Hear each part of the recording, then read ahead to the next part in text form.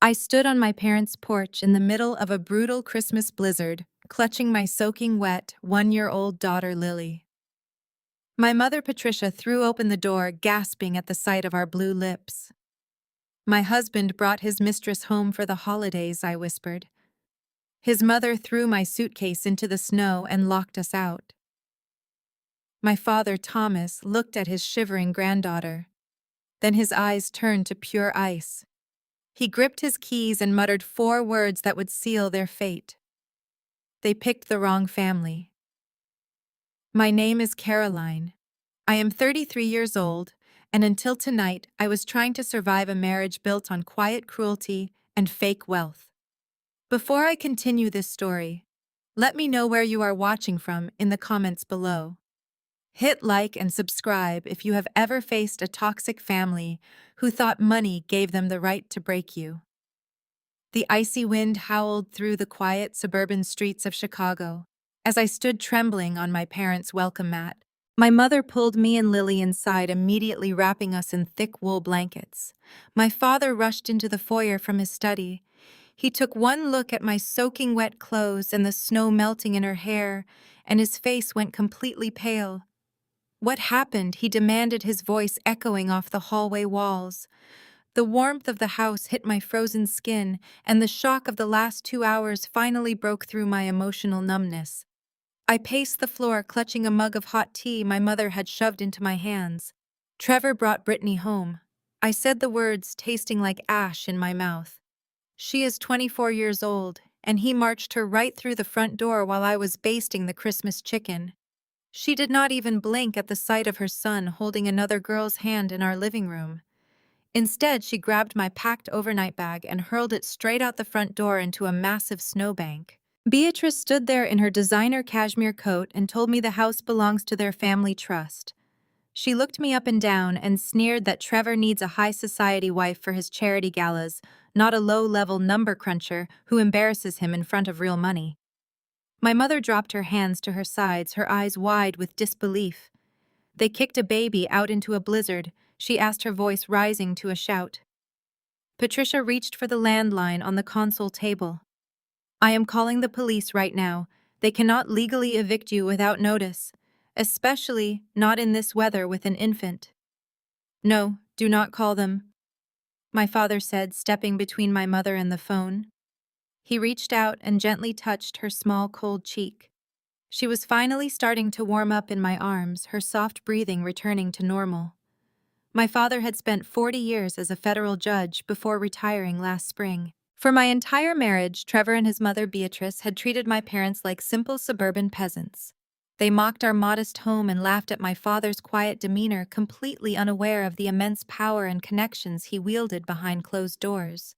They thought we were weak because we did not flaunt designer labels or talk about offshore accounts at dinner parties. As my father looked down at his shivering granddaughter, the warm, concerned grandfather vanished. The man who replaced him was the cold, calculating legal mastermind who had sent corrupt politicians and ruthless corporate thieves to federal prison. His posture straightened and his jaw set into a hard, unyielding line. I watched his eyes darken with a terrifying focus. "I am an accountant," I pleaded, feeling a sudden surge of panicked energy. "A forensic accountant. Beatrice called me a low-level number cruncher, but I know exactly what they have been doing. I just need time to get back inside and retrieve my work laptop." "I have the files, Dad. I know about the Cayman accounts. I have tracked every illegal wire transfer they made over the past 5 years. They think I am stupid, but I see everything. I have always seen everything." My father shook his head slowly. "We do not need the police tonight, Caroline," he said, his voice dropping to a low, terrifying calm. "The police will treat this as a simple domestic dispute. They will write a report and tell you to hire a family lawyer. That is exactly what Beatrice and Trevor want. They want to bury you in family court where their expensive attorneys can drag this out for years and bleed your finances dry until you surrender. We are not playing their game. We are playing a different game entirely." He turned toward his study, his footsteps heavy and deliberate against the hardwood floor. Patricia watched him go, her anger momentarily replaced by a deep understanding of what her husband was about to do. Thomas picked up the heavy ring of keys from his desk. The metal clinked sharply in the silent room. He turned back to face me, and the chilling certainty in his expression sent a shiver down my spine that had nothing to do with the winter cold. "They picked the wrong family," he whispered. He picked up his cell phone and punched in a number. It was 2 in the morning, but the person on the other end answered on the second ring. "Elijah," my father said, calling the husband of my sister. Elijah was a brilliant African-American cybersecurity expert who had consulted for federal agencies. He loved my daughter Lily like his own child. "Bring your encrypted rig to my house right now," he commanded. "Do not ask questions. Just get here. It is time. We have work to do tonight," he added. Christmas morning arrived with a blinding white glare that pierced through the guest room window of my parents' house. I lay perfectly still under the heavy quilt, listening to the soft, rhythmic breathing of my daughter Lily, who was safely asleep in the portable crib beside me. The blizzard from the night before had finally passed, leaving behind a frozen, silent world. My body ached from the physical toll of being thrown out into the freezing storm, but my mind was sharper than it had been in years. The fog of my oppressive marriage had evaporated in the cold air. The sharp, sudden vibration of my cell phone shattered the profound morning peace. I picked it up from the wooden nightstand and stared blankly at the glowing screen. It was Trevor calling me. Less than 8 hours had passed since he stood by silently and watched his arrogant mother throw his devoted wife and infant daughter into the deep snow. A normal person might expect a sincere apology or perhaps a brief moment of profound regret fueled by the harsh light of day. But I knew my husband far better than that. I slid my thumb to answer the call. "Listen to me very carefully, Caroline." His angry voice barked through the receiver, entirely devoid of any genuine remorse. "I am absolutely not calling to discuss the events of last night. I am calling right now because I urgently need the title transfer documents for the black luxury SUV. I know exactly where you keep the family file in your home office drawer.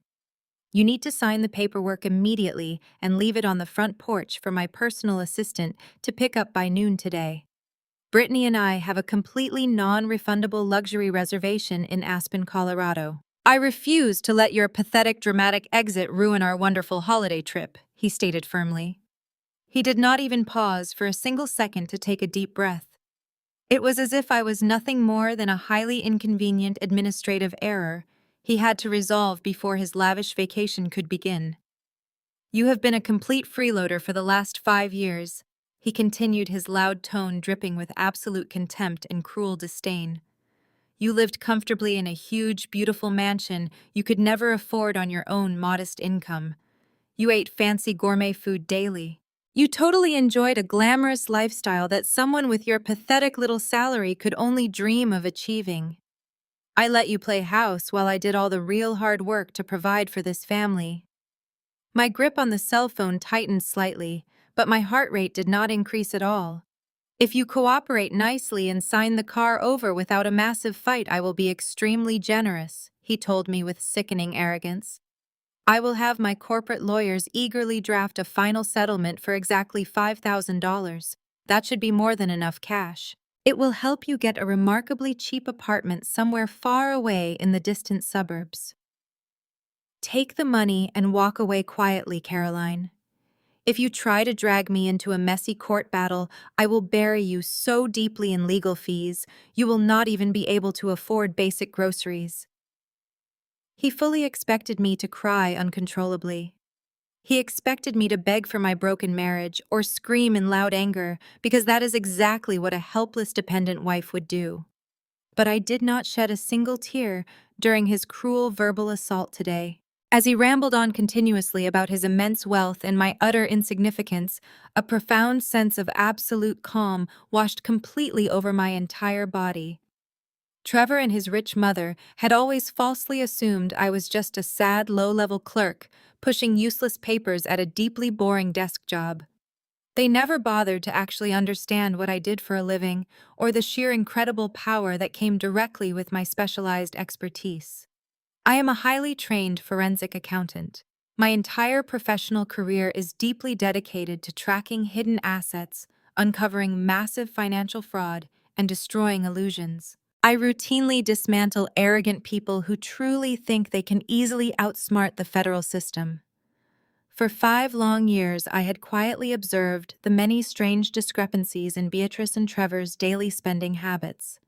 For 5 long years, I had silently woven a brilliant safety net, placing certain large assets firmly under my sole legal control while intentionally allowing them to falsely believe they held all the power.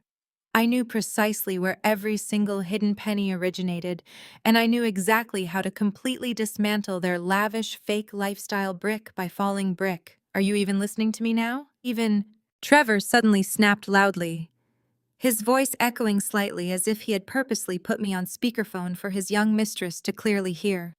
I absolutely need that signed vehicle title by noon today. I purposefully let his greedy demand hang suspended in the vast empty space between us. I looked down at my peacefully sleeping daughter and felt a fierce protective motherly energy deeply rise inside my chest. I did not raise my voice or betray a single tiny shred of weak emotion. "Does your credit card work for the ski lift?" I asked him simply and coldly then. I smoothly pulled the mobile phone away from my ear and abruptly ended the long call. I walked directly over to the desk, where my encrypted work laptop was currently waiting. I rapidly typed in my highly secure complex alphanumeric password. Within mere seconds, I was successfully logged into the main financial portal, managing the wealthy family accounts. With 3 precise clicks, I completely froze the primary black card and the 2 secondary trap credit cards he carried. Access perfectly denied. Finally, I dialed the local police department non-emergency line to officially report the black luxury SUV stolen right now. Heavy tires crunched fiercely over the fresh snow in the dark driveway just 40 minutes after I made my calls. The heavy oak front door swung wide open, bringing a sudden rush of freezing winter wind into the quiet foyer. Elijah stepped inside immediately, stamping thick snow from his heavy leather winter boots. At 34 years old, he carried the quiet, intense confidence of a man who had spent his entire professional life dismantling highly classified digital fortresses. He hauled 2 massive black reinforced pelican cases over the threshold, breathing out a white cloud of cold air. My sister Allison hurried in right behind him, shaking solid ice from her long wool coat. She gave me a fierce protective hug without saying a single word, before immediately taking Lily from my tired arms so I could get straight to work. We moved directly into my father's study. It was an intimidating room lined with heavy leather-bound law books and framed commendations from his 4 decades serving on the federal bench. Within 10 minutes, the dark mahogany desk was completely buried under Elijah's advanced equipment.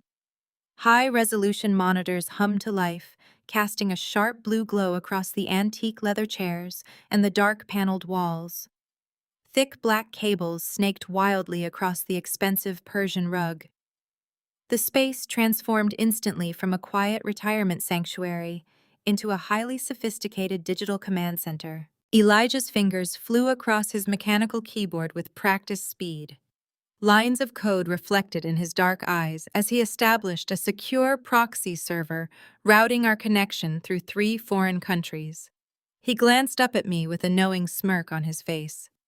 "You know, Caroline, I have been waiting for this exact moment for 5 years," he said, his deep voice vibrating with genuine satisfaction. I smiled coldly, pulling up my own accounting ledgers on a secondary monitor he provided. Elijah leaned back slightly, adjusting a complex server connection. "I will never forget that Thanksgiving dinner at Beatrice's private country club," he continued, never breaking his rapid rhythm on the keys. "She actually handed me her empty wine glass and told me to fetch her a refill from the kitchen because she assumed the only black man in the room had to be the catering staff. And when you tried to introduce me as Allison's husband, she patted your shoulder and told you it was so sweet how you always befriended the hired help." My chest tightened painfully at the vivid memory. She asked me to clear the dirty salad plates. Right after that, I replied, pulling up the final security block on Trevor's bank accounts. She told all her wealthy friends my hands were much better suited for bussing restaurant tables than ever handling her son's precious financial trust fund. Well, Elijah said, hitting a final key with a loud, satisfying clack. Let us see exactly how the pampered trust fund baby handles the real world without his hired help. A sharp electronic chime suddenly echoed loudly through the quiet study. Elijah's center monitor flashed bright red with an automated alert system. Got a hit, he announced, leaning his tall frame forward. He quickly routed the data stream to the large television screen mounted on the wall. Trevor just triggered the digital tripwire on the primary black card. You froze.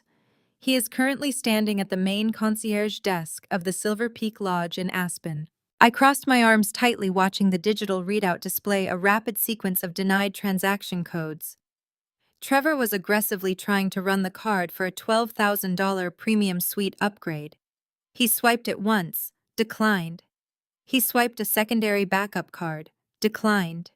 He tried a third desperate time, using his emergency platinum reserve account. Insufficient funds.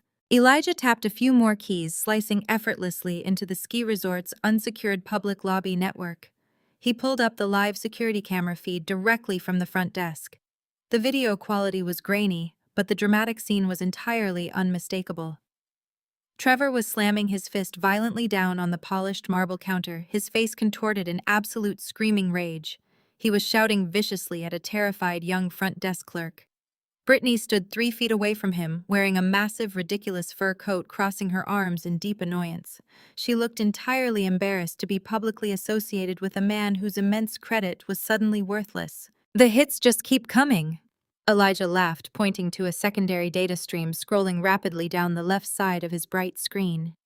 I set a digital scraper on the local Aspen police dispatch frequencies, looking specifically for the license plate you reported earlier. Listen closely to this. Elijah hit a switch, and the static-filled voice of a Colorado police dispatcher filled my father's quiet study. Dispatch to Unit 4. We have a positive hit on the automated license plate reader. A reported stolen black luxury SUV is currently parked in the valet zone of the Silver Peak Lodge. The suspect is believed to be inside the main building right now. My father stood near the wooden doorway holding a fresh cup of dark coffee. He smiled a tight, predatory smile. Excellent response time, he noted calmly. Trevor is about to have a very educational morning regarding the strict legal definition of grand theft auto. On the live camera feed, we watched 2 uniformed police officers walk briskly through the grand glass doors of the luxurious lodge. They headed straight for the concierge desk, where Trevor was still violently demanding to speak to the general manager. Brittany took one single look at the approaching armed officers and immediately took a huge, deliberate step away from Trevor, pretending to inspect a rack of expensive ski brochures. Trevor is panicking, Elijah said, his eyes darting quickly back to the raw data feed on his laptop. He connected his phone to public wireless networks. He is currently sending an urgent, encrypted, secure email now. Elijah's fingers danced over the keyboard, intercepting the data packet before it reached Beatrice's inbox. He pulled the encrypted attachment onto his secure drive. It is a locked financial ledger, he said, his eyes narrowing at the security protocol. Trevor must be terrified to send this over public wireless, but desperation makes people sloppy. Give me 60 seconds to break the encryption key. My father leaned over my shoulder, watching the green progress bar inch across the black screen. Patricia walked in from the kitchen, handing me a fresh cup of coffee.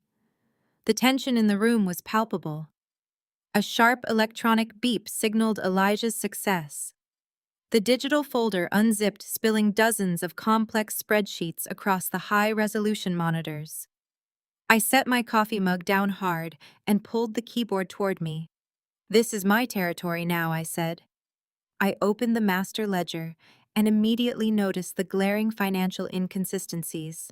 I had spent years listening to Trevor boast endlessly about his massive executive salary at his mother's elite investment firm. He always used his paycheck to justify why I needed to stay home and raise Lily. He claimed my income was basically pocket change compared to his massive financial genius. I highlighted a column of numbers and let out a harsh, humorless laugh. Trevor is completely broke, I announced, pointing directly at the glowing screen. His actual legal salary from the firm is barely $90,000 a year. He does not even make enough cash to cover the massive property taxes on that huge luxury mansion we lived in. Elijah frowned deeply, leaning much closer to the bright screen. Then how exactly is he funding private luxury jets to Aspen and buying diamond tennis bracelets for his beautiful mistress? I clicked through tabs following hidden routing numbers and fake vendor payments. Because Beatrice is stealing it, I said, the horrifying reality finally coming into sharp, clear focus. I opened a file labeled International Holdings and traced the entire money trail. Beatrice always paraded around the local country club talking loudly about her old money lineage. She constantly lectured my parents about strict fiscal responsibility and the high moral duty of paying taxes. It was all a completely fabricated lie. Her prestigious family investment firm is nothing but a highly sophisticated illegal front for massive federal tax evasion.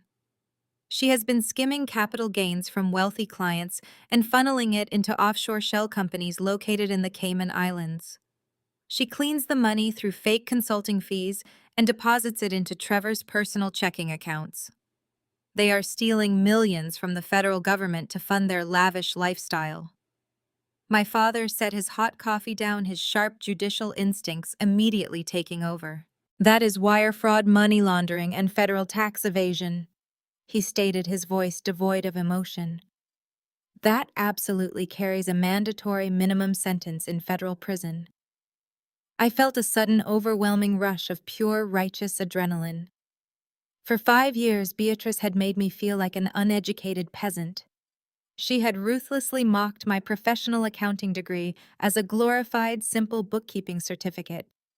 She had demanded I be grateful for every single crumb she dropped from her wealthy table. All the while, she was brazenly committing massive federal felonies right under my nose. I cracked my knuckles loudly and opened a blank, secure document on my laptop. I am officially filing a detailed whistleblower report to the Internal Revenue Service right now, I said. I began typing with furious, unstoppable precision. I did not just summarize their highly illegal criminal activities. I methodically built an airtight, undeniable financial prosecution package. I successfully attached the encrypted banking routing numbers. I boldly listed the specific offshore shell company names. I meticulously cross-referenced Trevor's fake consulting invoices with the exact specific dates he arrogantly purchased expensive jewelry gifts for Brittany. I worked with relentless speed, perfectly formatting the official IRS Form 211 for major tax fraud whistleblowers. Elijah sat silently beside me, expertly capturing the hidden IP addresses and digital signatures to fully prove the documents came directly from Trevor's personal laptop. My mother stood proudly behind us, her warm hand resting firmly on my tense shoulder.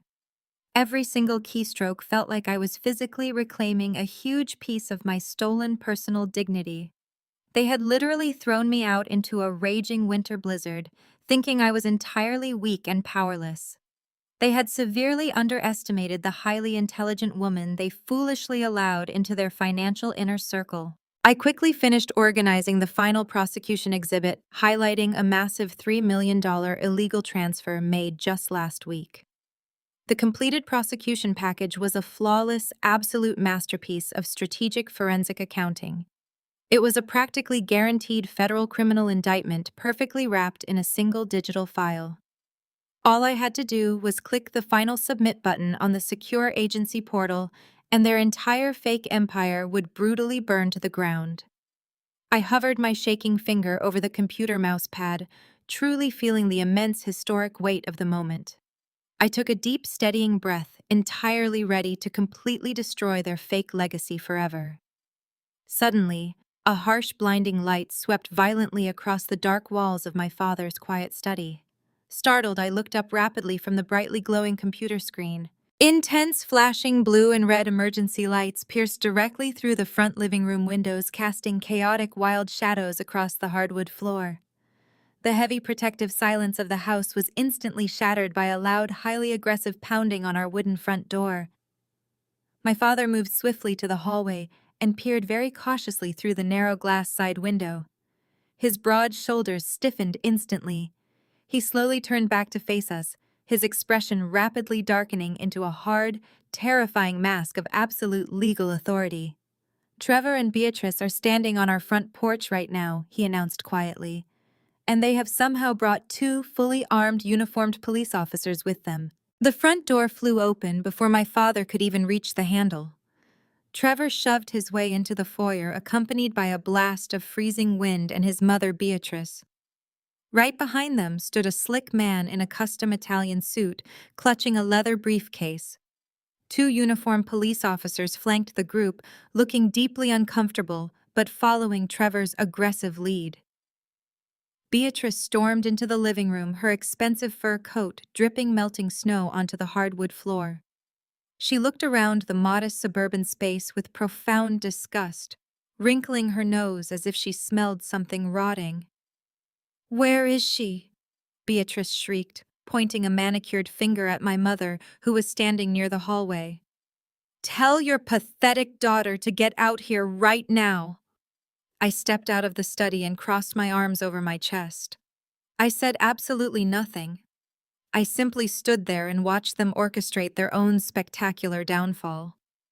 Trevor pointed directly at my face. "Arrest her," he demanded, turning to the 2 police officers.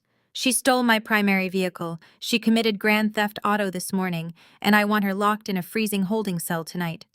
The police officers exchanged an uncertain look. "Sir," the older officer began cautiously, "we received a report that the vehicle in question was actually registered in her name.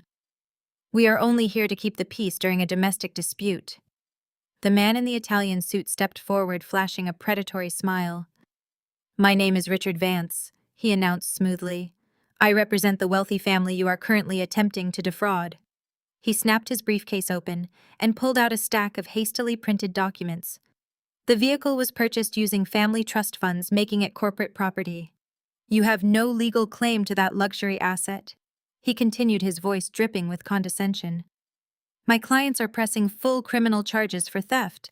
Furthermore, we are officially initiating emergency custody protocols for the infant child." Beatrice let out a harsh, cruel laugh. "Did you honestly think you could just run away and keep my granddaughter? You are entirely penniless, Caroline. You have absolutely no income and no future. You rely completely on my son's generous charity to survive. You are an unfit mother living in this cramped, pathetic little suburban shack." She gestured wildly around my parents' living room. "I cannot believe my precious granddaughter is being forced to breathe this stale air."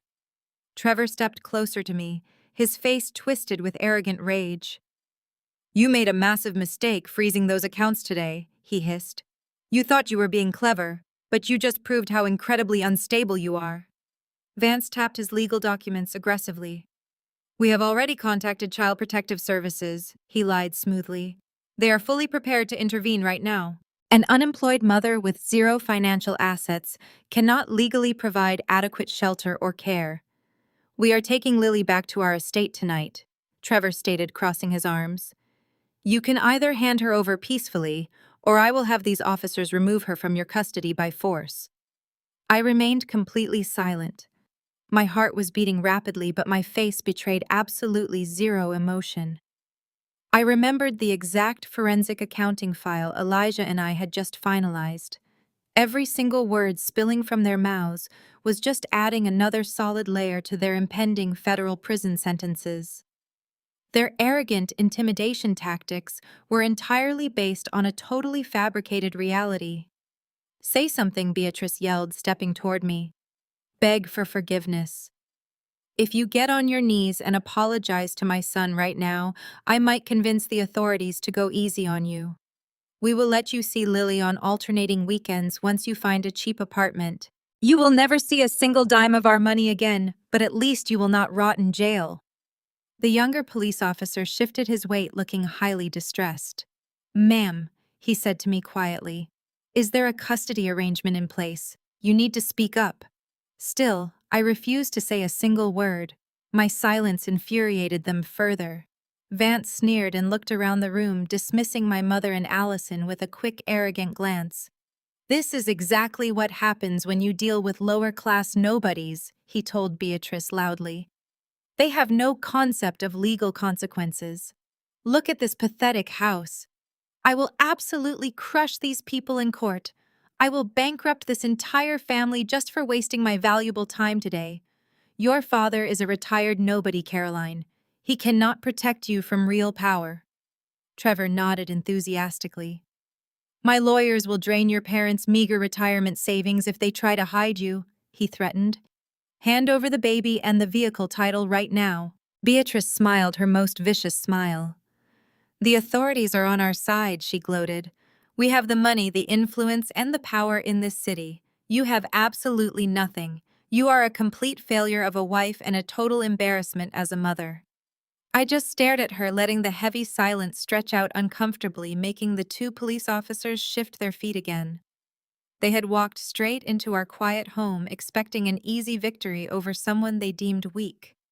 Vance sighed loudly, pulling out his expensive cell phone. "Fine," he snapped angrily. "I am calling State Child Protective Services directly and having the infant permanently removed." He tapped the brightly lit glass screen.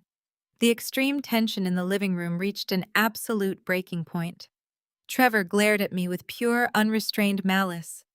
Beatrice crossed her arms, waiting eagerly for my desperate surrender. Then the quiet, steady sound of a ceramic teacup touching a matching saucer echoed sharply from the dark hallway. Thomas stepped calmly out of the deep shadows of the corridor. He wore a simple gray cardigan and held a steaming cup of tea in his steady hand. He took a slow sip and looked directly at the corrupt local lawyer. The fine china clinked softly as Thomas lowered his teacup. He did not raise his voice. He did not need to. True power never shouts. Richard Vance opened his mouth to deliver another blistering threat, but the words died in his throat. The slick local attorney squinted at the older man standing in the hallway. Recognition struck Vance like a physical blow. His arrogant posture crumbled instantly. He took a hesitant step backward, and his eyes darted nervously around the room. That is when Vance saw the framed photograph hanging directly above the fireplace mantel. It was a candid shot of Thomas standing shoulder to shoulder with the current United States Attorney General, laughing over a private joke. The expensive Italian suit Vance wore suddenly looked 3 sizes too big as the blood completely drained from his face, leaving him a sickly pale gray. Beatrice remained entirely oblivious to the monumental shift in the room.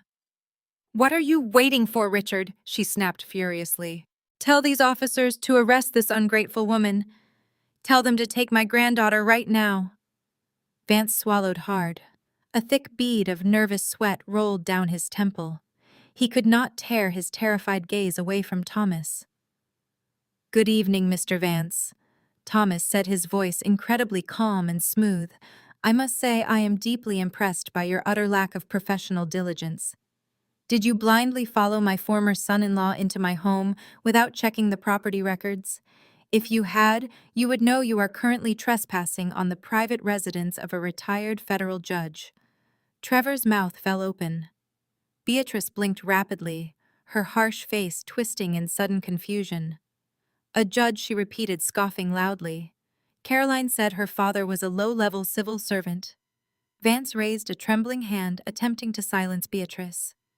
"Your Honor," Vance stammered, his voice squeaking slightly. "I was not aware.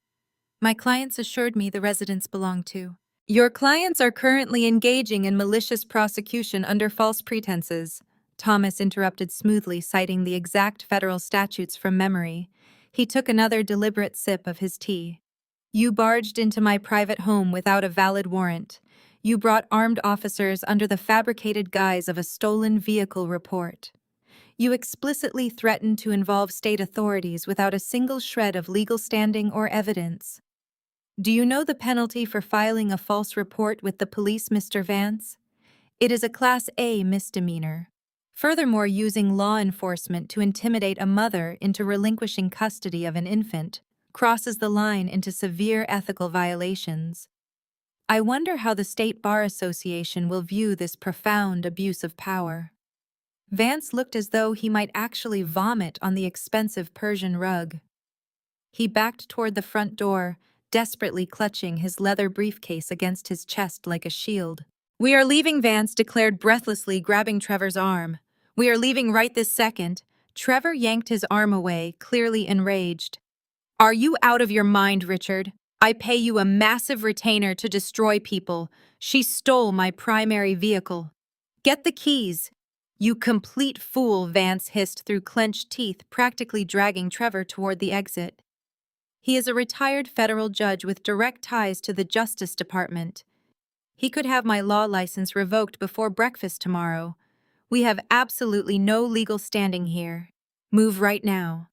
Beatrice crossed her arms, stubbornly refusing to yield. "I am not leaving without that luxury vehicle. It belongs to my son." I stepped forward, breaking my long silence. A cold smile spread across my face as I reached into my pocket and pulled out the heavy set of keys for the black SUV. I did not hand them to Trevor or Beatrice. Instead, I walked directly over to the younger police officer and placed the keys gently into his palm. "You can take the vehicle," I told the officer clearly. "I want it off my father's property immediately. Please document that I surrendered it willingly and without incident." Trevor smiled triumphantly, puffing out his chest. "You finally realize you are beaten," he sneered, adjusting his expensive winter coat. "Smart move, Caroline. At least you know when to surrender." "I am not surrendering, Trevor," I replied, my voice echoing with absolute authority. "I am simply removing a massive financial liability from my name. You see, I never actually wanted that car. I only kept the title in my name to secure the financing because your personal credit is utterly abysmal. What you failed to mention to your overpriced lawyer is that the vehicle currently has an $80,000 bank lien firmly attached to it. And since I filed the sole separation papers yesterday morning, that massive debt is now entirely your problem." Trevor's smug smile vanished instantly, replaced by sheer panic. "What are you talking about?" he demanded loudly. "I stopped making the monthly payments 3 months ago," I explained smoothly. "The bank issued a final repossession order just last week. By officially claiming the vehicle as your sole property in front of these 2 police officers, you just accepted full legal responsibility for the outstanding debt. The repo men will be arriving at your mother's estate by the end of the week. Enjoy the car, Trevor." Beatrice let out a high-pitched shriek of pure rage. "You calculated little," she began, lunging forward. Vance intercepted her, grabbing her shoulders and physically turning her toward the heavy wooden door. "Not another word." "Beatrice," he shouted, panic overriding his usual subservience to wealth. "You are done here. Get in the car before he has us all arrested." The 2 police officers, looking incredibly relieved to be escaping the chaotic scene, quickly followed them out. The older officer tipped his hat respectfully to my father before leaving our porch. As the heavy oak door slammed shut, I calmly turned around and immediately hit send on the highly detailed IRS whistleblower report. 14 long and difficult days of silence followed the spectacular collapse of Richard Vance on my father's beautiful Persian rug. 14 days of the IRS quietly assembling its federal prosecution case in the background. But Trevor and his mother were incapable of sitting quietly in their humiliation. They needed a public victory to mask their private financial ruin. The retaliation did not come from Beatrice or her corrupt lawyer. The retaliation came from the young mistress wearing the fur coat. My sister Allison paced furiously across my kitchen floor, holding her phone like a live grenade. Her dark eyes scanned the brightly lit screen as her jaw clenched tighter with every passing second. "Brittany is doing a live broadcast right now," Allison announced, her voice shaking with absolute disgust. "She has over 50,000 people watching her cry fake tears. She is painting you as a complete monster, Caroline. She is telling everyone you are a vicious, gold-digging sociopath who completely abandoned Trevor the second his business faced a minor hiccup." I kept washing a plastic baby bottle in the sink, keeping my hands perfectly steady. "Let her talk now," I replied softly. Allison shook her head and turned the volume up. Brittany's high-pitched, trembling voice filled my quiet kitchen. She claimed I locked Trevor out of his own bank accounts out of pure spite. She claimed I stole the luxury SUV and maliciously manipulated the title to ruin his pristine credit score. She sobbed dramatically, wiping away invisible tears, while begging her followers to send Trevor love and support during this incredibly dark, abusive time. The comments flooding the live feed were vicious. Hundreds of strangers were demanding my immediate arrest. Hundreds of strangers were calling me a greedy, heartless leech. Brittany has been running this exact same grift for 5 years, Allison sneered, stopping her pacing to glare at the screen. She preys exclusively on wealthy, vulnerable men with generous trust funds. She attaches herself to their bank accounts, drains their resources, and plays the innocent victim when the wives finally fight back. She did this to that real estate developer in Chicago. She did this to that tech startup founder in Austin. She jumps from rich guy to rich guy, playing the tragic heroine. She truly thinks Trevor is her ultimate golden ticket. She has absolutely no idea he is entirely broke. The social fallout within my former circle was immediate and ruthless. My phone buzzed constantly with icy messages from the elite country club wives who had once pretended to be my closest friends. They uninvited me from their lavish charity galas. They removed me from their exclusive luncheon groups. They blindly believed Brittany's manufactured narrative because it was far easier than admitting their entire social hierarchy was built on massive financial lies. They shunned me completely. They cast me out of their fake elite society with brutal efficiency. I did not care about their shallow invitations. I cared only about the heavy envelope the uniformed process server handed me later that same afternoon. Trevor was utterly humiliated by the $80,000 vehicle debt I had legally trapped him with. He was enraged by his sudden lack of financial control. He could no longer bully me with Beatrice or intimidate me with corrupt local attorneys. He decided to strike at the only thing I truly loved. I sat at the kitchen table and tore open the thick manila envelope. Allison stood over my shoulder, her breathing hitching as I spread the heavy legal documents across the smooth wooden surface. It was an emergency motion for immediate sole physical and legal custody of Lily. Trevor was petitioning the state family court to strip away all my parental rights today. He claimed I was severely mentally unstable. He claimed I was a dangerously vindictive woman who had orchestrated a malicious campaign to destroy his livelihood. He claimed I was entirely destitute, unemployed, and utterly incapable of providing a safe, stable environment for an infant. He demanded the judge grant him full emergency custody to protect Lily from my supposed financial ruin and erratic, violent behavior. He wanted to rip my daughter from my arms, simply to force me into absolute, terrifying submission. "He thinks this will break you," Allison whispered, her voice thick with genuine fear. "He thinks threatening to take Lily will make you drop the stolen car debt and unlock the frozen credit cards. He thinks you will beg him to stop." I stared down at the thick stack of legal papers. My hands did not shake. My heart did not race. I felt only a profound, cold clarity spreading through my veins. Trevor had always been arrogant, but his arrogance had finally blinded him to the basic rules of legal survival. "Look at Exhibit B." I instructed my sister, pointing a steady finger at the final section of the thick emergency motion. "Look at the financial disclosures he submitted to the family court judge to prove he is the superior stable parent." Allison leaned closer, her eyes scanning the neat columns of numbers printed on the official court documents. Trevor had attached 50 pages of detailed banking statements and investment portfolios. He claimed to be the sole financial provider for our family. He claimed to possess a massive, legitimate executive salary from his mother's elite firm. He claimed millions of dollars in pristine, clean corporate assets to prove he could offer Lily a life of unparalleled luxury and safety. He submitted the fake ledgers. Allison gasped, her eyes widening in absolute shock. He submitted the exact same doctored banking statements his mother uses to hide the offshore Cayman accounts. A slow, cold smile spread across my face. Trevor formally entered completely fabricated documents into official state court records. He swore under penalty of perjury those numbers were accurate. He committed severe felony perjury, handing a judge the exact fraudulent records the federal government was actively investigating today.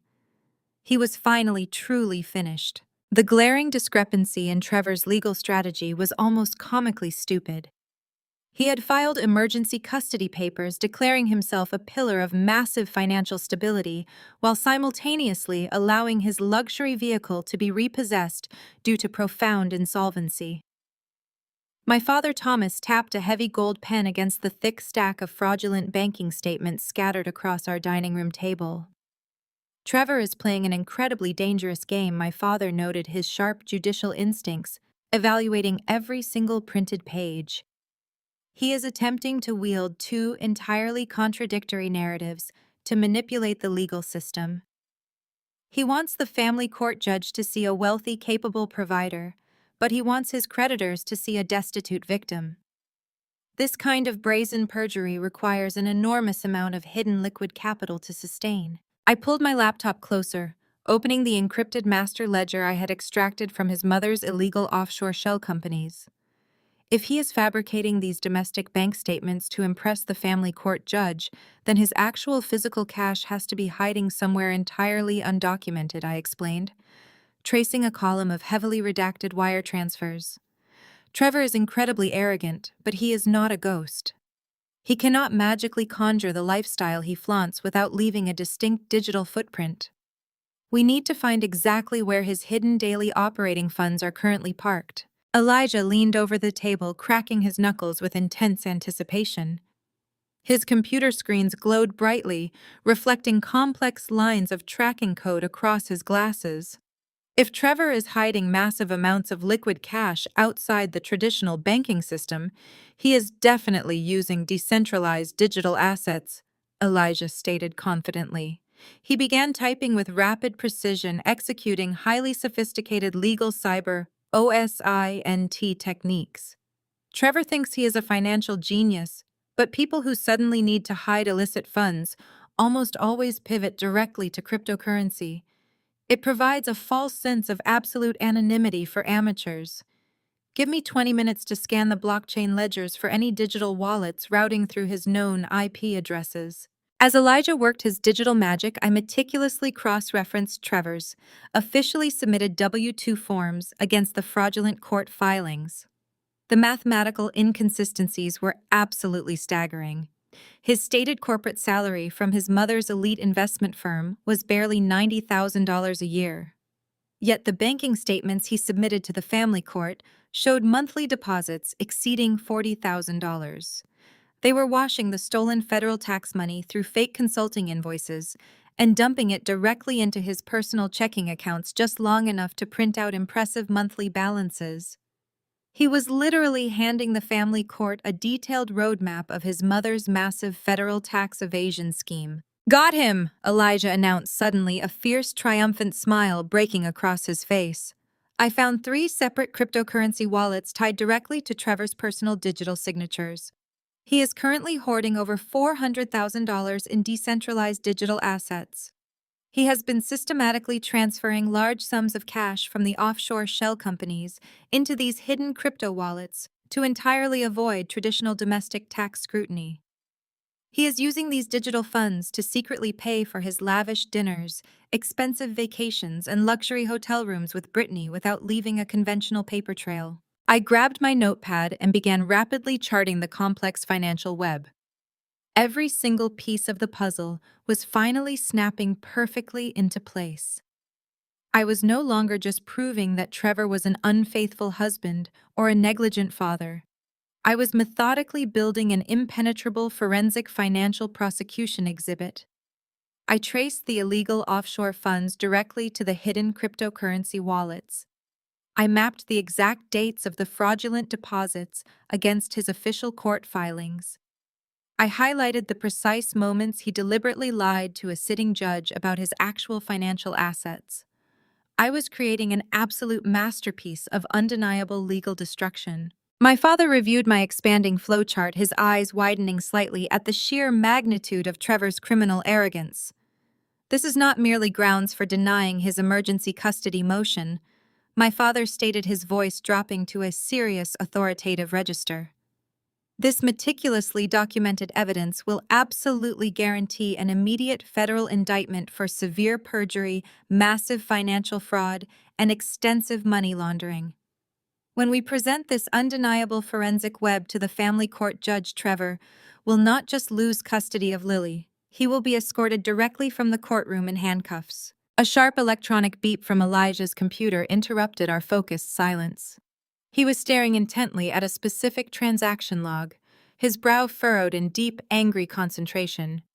"Caroline, you need to look at this right now," Elijah said, his voice trembling with a sudden, unfamiliar rage. I walked around the table and peered closely at the glowing screen. He had isolated a massive withdrawal from one of the hidden cryptocurrency wallets. The digital transaction was dated exactly 3 weeks ago. It was a completely finalized purchase for a custom $75,000 diamond necklace.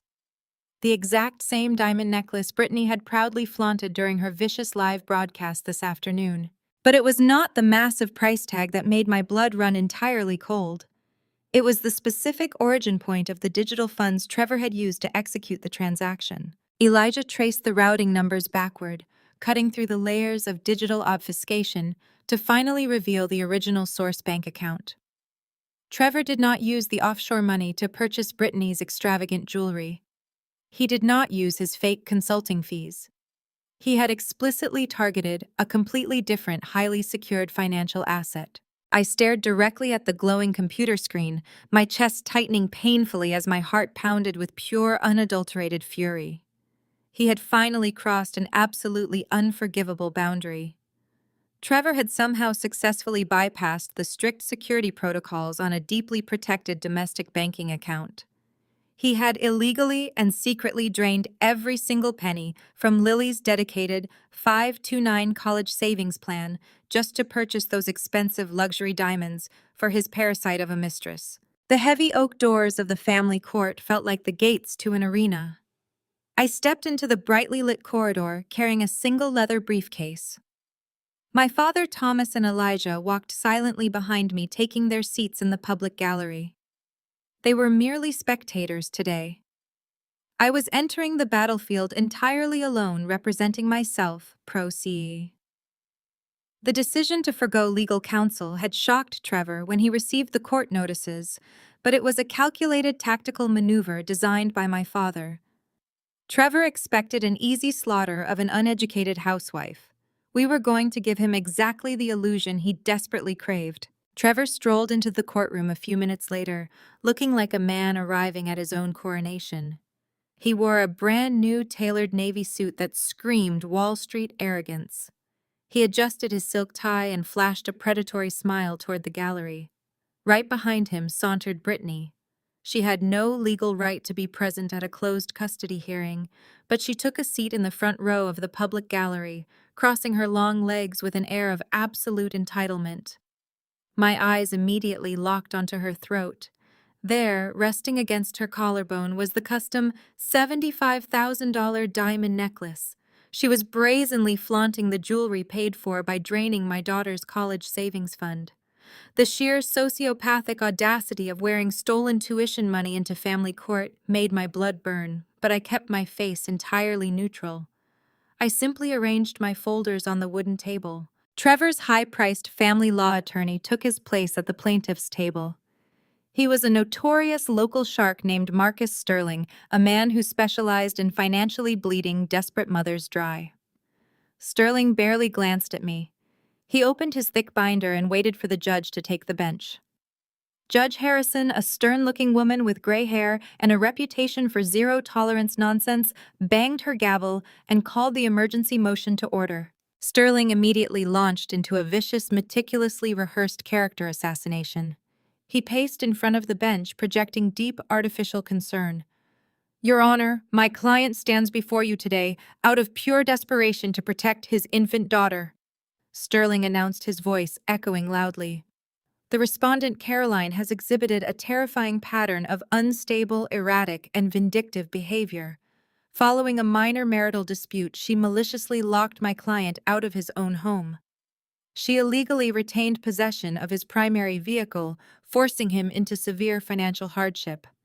She currently possesses absolutely no income, no verifiable savings, and no realistic prospects for employment. Trevor sat beside him, nodding with a look of profound, manufactured sadness. He wiped a fake tear from his eye. Sterling continued building his fraudulent narrative.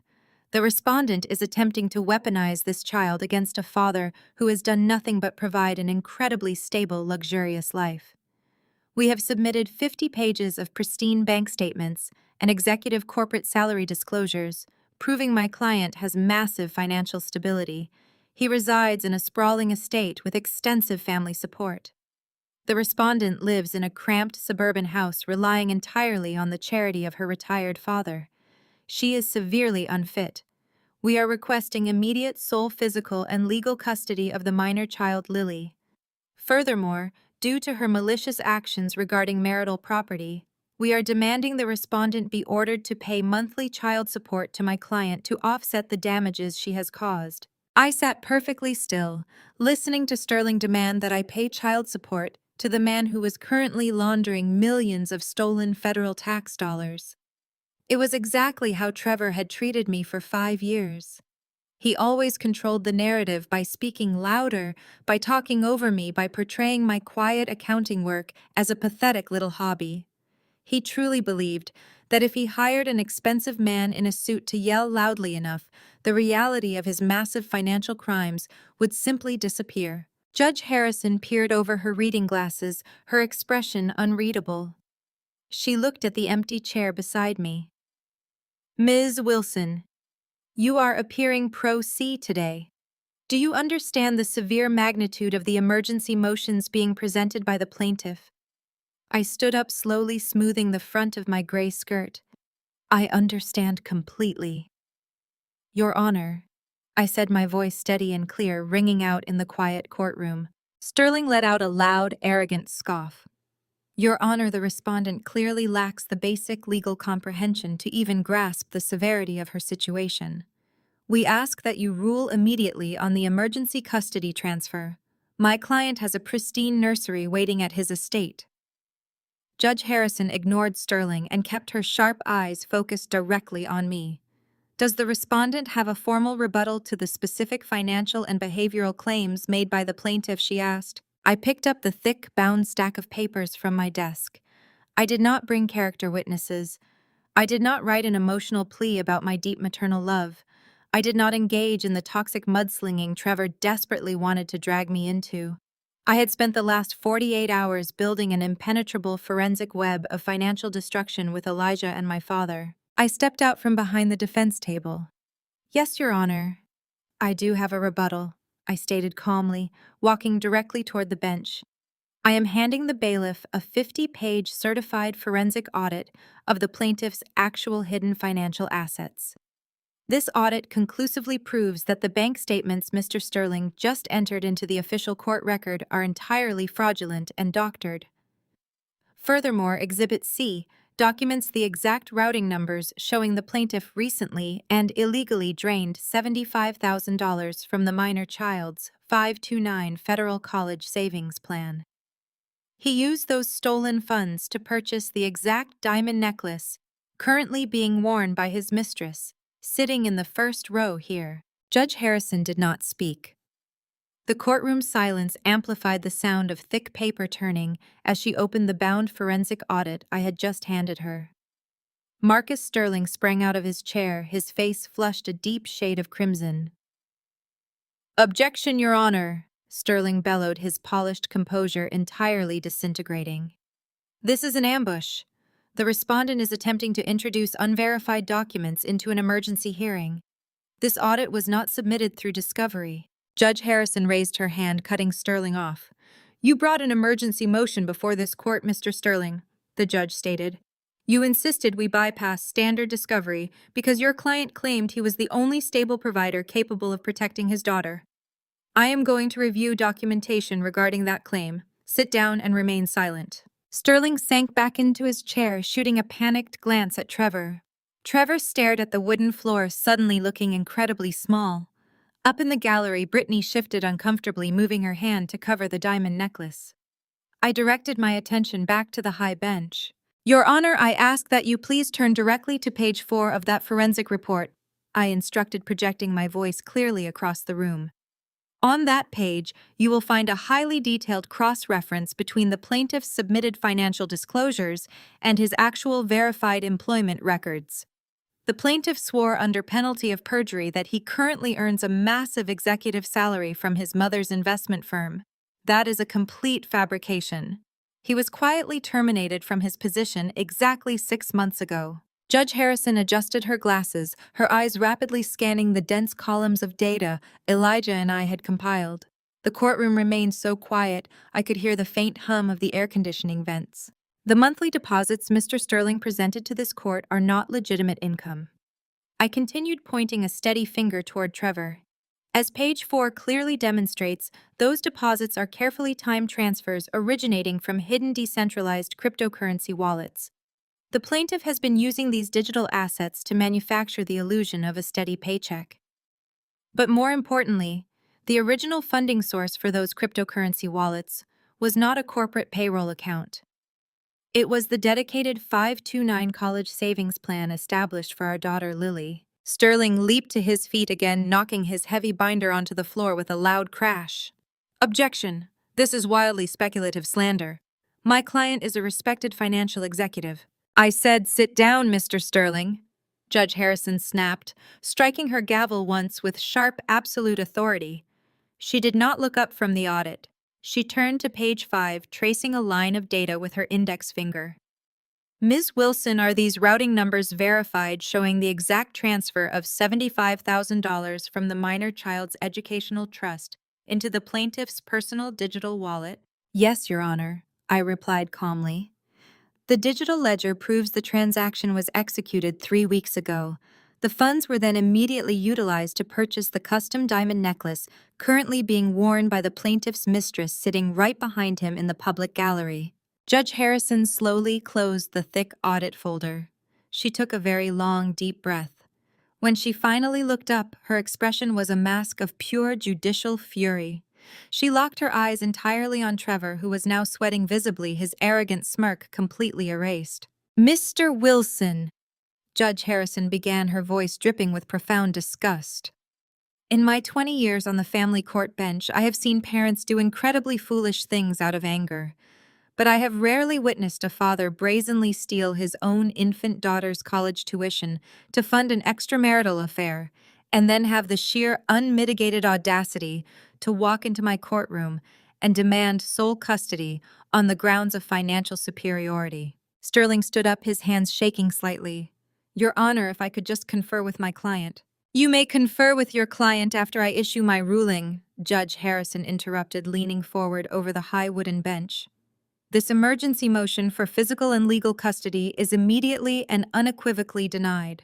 The plaintiff has committed severe financial misconduct and presented entirely fraudulent documentation to this court. I am granting the respondent, Caroline Wilson, sole physical and legal custody of the minor child Lily, effective immediately. Trevor slumped forward, bracing his elbows on the defense table as the last remnants of his fake empire collapsed around him. Furthermore, Judge Harrison continued, her voice ringing with absolute finality, I am issuing a direct judicial order regarding the stolen educational funds. Mr. Wilson, you have exactly 30 days to fully restore the $75,000 you illegally drained from your daughter's 529 savings plan. If that account is not entirely replenished by the end of next month, you will be held in severe civil contempt. I will personally sign the warrant for your immediate arrest, and you will face jail time. This hearing is adjourned. The gavel struck the sounding block with a heavy, sharp crack that echoed off the high ceiling. It was the absolute sweetest sound I had ever heard. Trevor stood up, his movements jerky and uncoordinated. He did not look at me. He did not look at his high-priced lawyer, who was frantically shoving papers back into his briefcase. Trevor turned and walked rapidly up the center aisle, pushing past the swinging wooden doors without waiting for Brittany.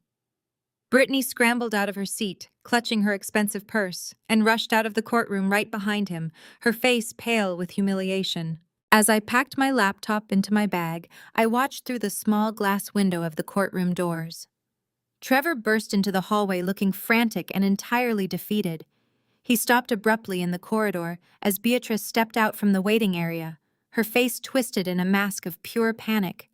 Before Trevor could even speak to his mother, Beatrice's phone began ringing frantically. I pushed through the heavy wooden doors of the courtroom and stepped out into the brightly lit corridor. My father and Elijah flanked me, forming a protective wall of quiet solidarity. We did not have to wait long for the fallout to begin. Beatrice was standing near the drinking fountain, clutching her phone so tightly her knuckles were stark white. Her perfectly styled hair seemed to vibrate with the sheer force of her escalating panic. She was not whispering. The usually poised and terrifying matriarch of the Wilson family was practically shrieking into the receiver. She demanded to speak to the regional bank manager immediately. She screamed that there must be some sort of catastrophic computer glitch. I stopped walking and stood a few feet away watching the collapse of an empire. Beatrice listened to the voice on the other end of the line, and her posture physically crumbled. She staggered back against the marble wall. The IRS had just officially frozen every single domestic account tied to her elite investment firm and her personal name. The federal investigation we had triggered was no longer just a background threat. It was a live tactical strike. Every penny of their liquid domestic capital was locked down. Trevor marched down the hallway completely oblivious to his mother's unfolding crisis. His high-priced attorney, Marcus Sterling, was right beside him, walking with a stiff, angry stride. Sterling stopped in the middle of the corridor and turned sharply toward Trevor. He did not look like a supportive legal advocate anymore. He looked like a predator who realized his meal ticket was suddenly a massive liability. Sterling demanded his secondary emergency retainer fee immediately. He stated that representing Trevor against a perjury charge and a federal financial probe was entirely outside the scope of their original custody agreement. Sterling pulled a sleek mobile payment terminal from his pristine leather briefcase and held it out. He demanded $25,000 on the spot just to walk back into that courtroom for the contempt hearing next month. Trevor scoffed loudly, rolling his eyes at the attorney. He adjusted his suit jacket and projected his usual bulletproof arrogance. He told Sterling to calm down and pulled a metal platinum credit card from his designer wallet. Trevor sneered and tapped the card against the black terminal with a dramatic flourish. The machine emitted a sharp, flat electronic buzz. The digital screen flashed a bright red declined notification. Trevor's smug expression faltered for a fraction of a second. He snatched the metal card back and aggressively wiped the chip on his sleeve, muttering something about fraud protection alerts triggering on large, unexpected transactions. He tapped the card a second time. The machine buzzed again. Declined. Sterling crossed his arms and glared at his client. Trevor frantically pulled out a different card, a black corporate expense card tied directly to his mother's elite firm. He shoved it into the chip reader. The terminal buzzed for the third time. Insufficient funds or frozen account. Sterling snapped the device out of Trevor's hand and shoved it back into his briefcase. Trevor spun around and looked at his mother, demanding she call the private concierge desk to clear the security hold. Beatrice slowly lowered her phone from her ear.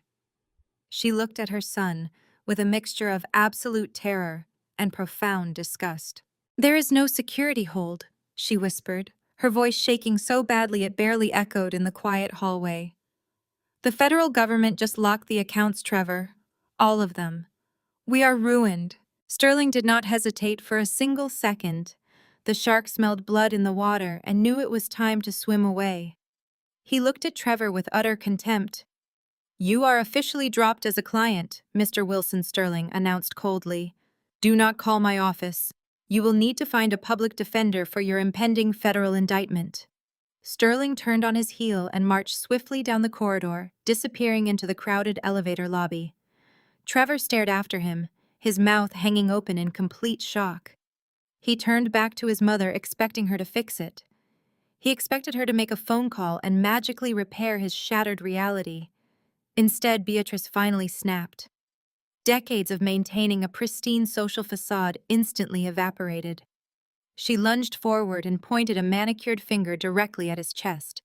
I spent 30 years building a completely flawless reputation in this city. Beatrice screamed, her voice echoing off the high ceilings. 30 years of covering up your absolute incompetence. I bought your degrees. I bought your executive title. I hid your massive financial mistakes from the board of directors just to keep the family name intact. And you destroyed it all for a messy, pathetic divorce. You led the federal government right to my front door. Trevor shrank back against the wall, looking like a terrified little boy. He tried to grab his mother's arm, but she violently swatted his hand away. She continued screaming that he had ruined her legacy and that she would be lucky to avoid a federal prison sentence because of his sheer unmitigated stupidity. Standing just a few feet behind them was Brittany. She had been exceptionally quiet since rushing out of the courtroom. Her hand was still resting nervously against her collarbone right over the stolen $75,000 diamond necklace. She watched Beatrice completely dismantle Trevor. She watched the realization settle over the corridor that the Wilson family was entirely destitute and facing severe criminal prosecution. Brittany did not step forward to comfort the man she claimed to love. She did not offer a single word of support. She simply looked at Trevor one last time, her eyes cold and incredibly calculating. The golden goose was officially dead. Brittany slowly took a step backward. Then she turned around and quietly slipped through the heavy glass exit doors of the courthouse, leaving Trevor alone. He stood trapped inside his own personal nightmare. The heavy glass doors of the courthouse swung shut with a muted thud, but the sound was enough to break Trevor's paralysis. He snapped his head toward the exit, realizing Brittany was actively fleeing the scene of his absolute destruction. Panic surged through his veins, entirely replacing his previous arrogance. He abandoned his mother in the middle of her vicious tirade. He sprinted down the polished marble corridor, his expensive leather shoes slipping wildly on the smooth floor. He shoved past a group of startled attorneys and burst out into the blinding afternoon sunlight. The humid air hit him like a physical blow, but he did not slow down. He desperately scanned the crowded parking lot. He spotted her immediately. Brittany was walking at a frantic pace, her high heels clicking sharply against the hot asphalt as she marched directly toward her leased white convertible. Trevor shouted her name, his voice cracking with a pathetic mixture of rage and sheer desperation. Brittany did not even pause or glance back over her shoulder. She quickened her pace, frantically digging through her designer purse for her car keys. Trevor broke into a full run, dodging between parked cars and completely ignoring the angry honks from passing drivers. He reached her just as she grabbed the chrome door handle of her vehicle. He slammed his hand flat against the car window, physically blocking her escape. He gasped for air, his pristine tailored suit now wrinkled and drenched in nervous sweat. "Brittany, you need to stop!" Trevor pleaded, his voice taking on a whiny, desperate pitch. "You need to listen to me right now. We can completely fix this mess. My mother is just panicking because of the sudden asset freeze, but we will hire a massive federal defense team and bury Caroline in endless appeals.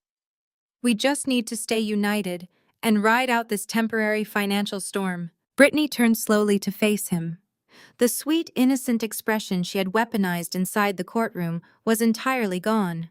She looked at him with an expression of pure, unadulterated disgust. "There is no we, Trevor," she stated, her voice dripping with absolute contempt. "There is only a broke, unemployed loser, facing a massive federal indictment, and a woman who is leaving before the FBI starts seizing personal property. You honestly thought I was sitting through these boring legal hearings because I loved you? I was here for the offshore accounts, the luxury vacations, and the executive trust fund. You literally have absolutely nothing left to offer me." Trevor stumbled backward as if she had physically slapped him. "But we love each other," he stammered, sounding exactly like a confused child. "You told me I was the strongest man you ever met. You told me Caroline was holding me back from my true potential." Brittany let out a sharp, cruel laugh that echoed across the parking lot. "I told you exactly what you desperately needed to hear, because you are incredibly weak, Trevor," she sneered, crossing her arms defensively. "You spent our entire relationship whining about how your mother controlled your monthly allowance and how your wife did not respect your fake corporate title. You are a pathetic, spoiled little boy who got caught stealing from his own infant daughter. I am not going down with your sinking ship." Trevor stared at her, completely shattered. His eyes slowly dropped from her mocking face to the base of her throat. The custom diamond necklace sparkled brilliantly in the harsh afternoon sun. The same necklace he had purchased by illegally draining Lily's college savings account. A dark, frantic calculation formed in his mind. The judge had ordered him to repay those specific funds within 30 days or face immediate jail time for civil contempt. His bank accounts were frozen. His mother had cut him off. That jewelry was the absolute only liquid asset he had left in the world. "Give me the necklace," Trevor demanded, his tone dropping into a dark, threatening register. Brittany took a step back, her hand instantly flying up to cover the heavy diamonds. "Absolutely not," she snapped, glaring at him with fierce defiance. "This was a gift. It belongs to me." "It was not a gift," Trevor yelled, stepping aggressively into her personal space. "It is stolen property, and it is the only way I can keep myself out of a federal prison cell. Take it off right now and hand it over." Brittany shook her head violently. "You gave it to me, Trevor. It is my hazard pay for wasting 6 months of my life dealing with your incompetent family drama. Now move out of my way before I scream for courthouse security." She lunged for the car door handle again. Trevor lost his final shred of sanity. He grabbed her shoulder and aggressively reached for the diamond necklace. Brittany shrieked loudly, dropping her purse and slapping wildly at his face. They engaged in a violent, pathetic physical struggle right in the middle of the public parking lot. Trevor yanked the heavy gold chain with all his remaining strength. The intricate metal clasp snapped under the intense pressure. The necklace completely shattered. Dozens of brilliant cut diamonds scattered across the dirty asphalt, bouncing under the tires of nearby vehicles. Caroline watched the entire humiliating spectacle unfold from a safe distance. The bright sunlight illuminated the sheer absurdity of the violent scene playing out before them on the dirty gray concrete. She stood calmly beside her modest sedan, holding a warm cup of coffee. Elijah and Allison flanked her, watching Trevor frantically scramble on his hands and knees to collect the scattered diamonds, while 2 armed courthouse security guards rushed forward to physically restrain him. Allison took a slow sip of her drink. "He looks like a rat fighting over garbage," she noted quietly. Caroline did not smile. She simply watched Trevor look up from the dirt. His eyes met hers across the lot. He suddenly realized she was his only remaining lifeline. Trevor scrambled against the grip of the courthouse security guards. He locked his desperate eyes on Caroline across the hot asphalt. He opened his mouth to shout her name, to beg for a fraction of the grace he had spent years destroying. Caroline did not blink. She did not flinch. She simply turned her back on him, opened the driver's side door of her modest sedan, and slid into the driver's seat. Elijah and Allison climbed in right behind her. The engine hummed to life. Trevor watched through the dusty windshield of his own shattered ego as Caroline put the car in drive and pulled out of the parking lot without a single backward glance. The ultimate rejection hung heavily in the suffocating, humid afternoon air. He was completely out of options. His fake, crumbling empire had finally burned to the absolute ground. Miles away from the humiliating courthouse parking lot, Beatrice Wilson paced the entire length of her expansive penthouse living room. The panoramic views of the bright city skyline offered absolutely no comfort to the disgraced matriarch. Her phone lay silently on the expensive glass coffee table. Every single associate board member and political ally she had desperately called over the past 3 hours had sent her directly to voicemail. The federal freeze on her domestic accounts was total and absolute. The IRS had effectively driven a stake through the heart of her corrupt empire. But Beatrice was not a woman who surrendered to reality. She operated in a twisted realm of supreme delusion where her sheer force of will could bend federal laws. She stopped pacing and stared at a framed photograph of herself standing next to the mayor at a philanthropic event from the previous year. A dangerous, brilliant smile slowly spread across her face. If the banks would not give her access to her own money, she would simply make the city hand it to her directly. Beatrice marched over to her antique mahogany writing desk and pulled out a heavy leather-bound ledger.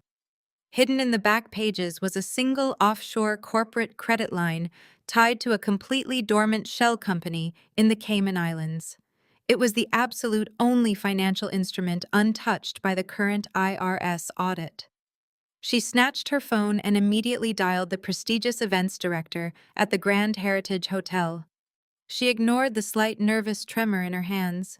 She projected the absolute terrifying authority of the Wilson matriarch and demanded their largest, most opulent ballroom for the upcoming Saturday night. When the director hesitated, citing the incredibly short notice, Beatrice read off the corporate card number and authorized a massive non-refundable premium charge. Within hours, the ridiculous plan was fully in motion. Beatrice utilized an expedited private courier service to blanket the city's elite neighborhoods with thick gold-embossed invitations. She announced an emergency high-profile charity gala benefiting a newly formed foundation for urban development. The elegant invitations requested mandatory cash donations or direct anonymous wire transfers to a specified holding account upon entry. She framed the event as an exclusive closed-door gathering for her most trusted inner circle. The reality was a desperate, highly transparent cash grab. Beatrice calculated that her wealthy friends would donate heavily just to maintain their own social standing. She needed exactly $2 million in untraceable liquid funds. It would be just enough to secure fraudulent passports for herself and Trevor hire a team of ruthless extraction specialists and permanently flee the country before the federal grand jury handed down their inevitable indictments. She imagined herself sipping expensive chilled champagne on a pristine tropical beach, completely untouchable and entirely free from the consequences of her crimes, while her former associates faced the wrath of the government auditors she had left behind. The very next morning, Caroline sat at the polished conference table in Elijah's downtown law office. The atmosphere was calm and intensely focused. The heavy wooden door swung open and Thomas walked into the room. Thomas was a retired circuit court judge and a senior consultant who had been quietly advising Elijah on the federal aspects of the complex Wilson investigation. He possessed an extensive network of high-level judicial contacts and a legendary reputation for unearthing deeply buried secrets. Thomas did not say a single word as he approached the table. He simply tossed a thick cream-colored envelope onto the center of the dark wood surface. The heavy gold wax seal bearing the disgraced Wilson family crest gleamed brightly under the overhead lights. Caroline stared at the envelope. She recognized Beatrice's pretentious stationery immediately. Elijah picked it up, broke the thick wax seal, and pulled out the heavy cardstock invitation. He scanned the elegant calligraphy, his brow furrowing in deep confusion. He read the specific details of the charity gala aloud, noting the incredibly short notice and the highly unusual demand for direct cash donations at the door. Allison leaned over to look at the card, shaking her head in complete disbelief. She pointed out that Beatrice was practically begging for a massive federal raid by hosting a highly visible financial event while actively under a severe IRS audit. Thomas pulled out a heavy leather chair and sat down. He rested his hands firmly on the table and looked directly at Caroline. He carefully explained that a former colleague from the appellate court had received the invitation and immediately passed it along to him. Beatrice was entirely delusional, Thomas noted.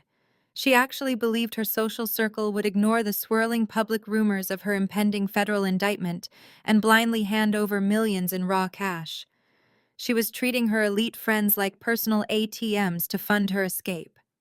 Thomas tapped a finger against the thick invitation.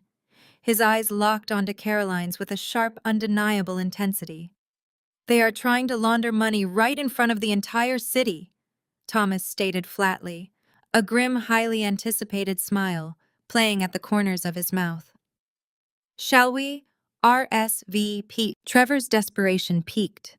His tear-streaked red face twisted into a mask of feral panic as his eyes locked onto the silver laptop sitting defenseless on the glass coffee table. That machine held the master files.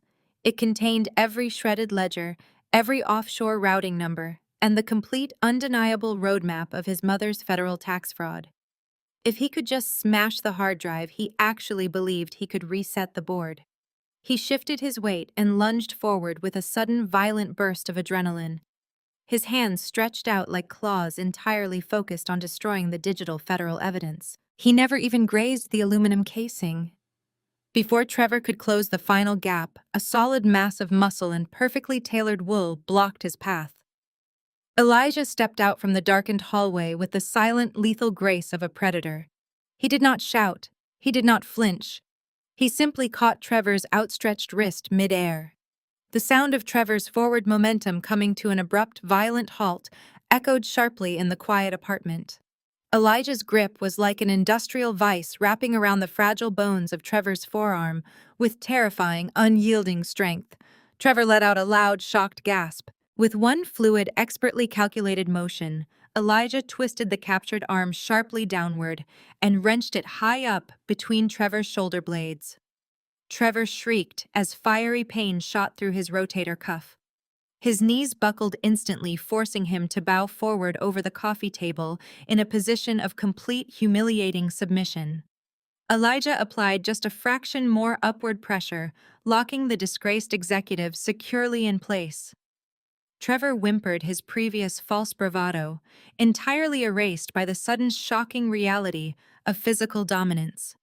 He was completely trapped, pinned like a pathetic insect, under the absolute control of superior physical force. Elijah leaned down, pressing his face close to Trevor's sweating ear.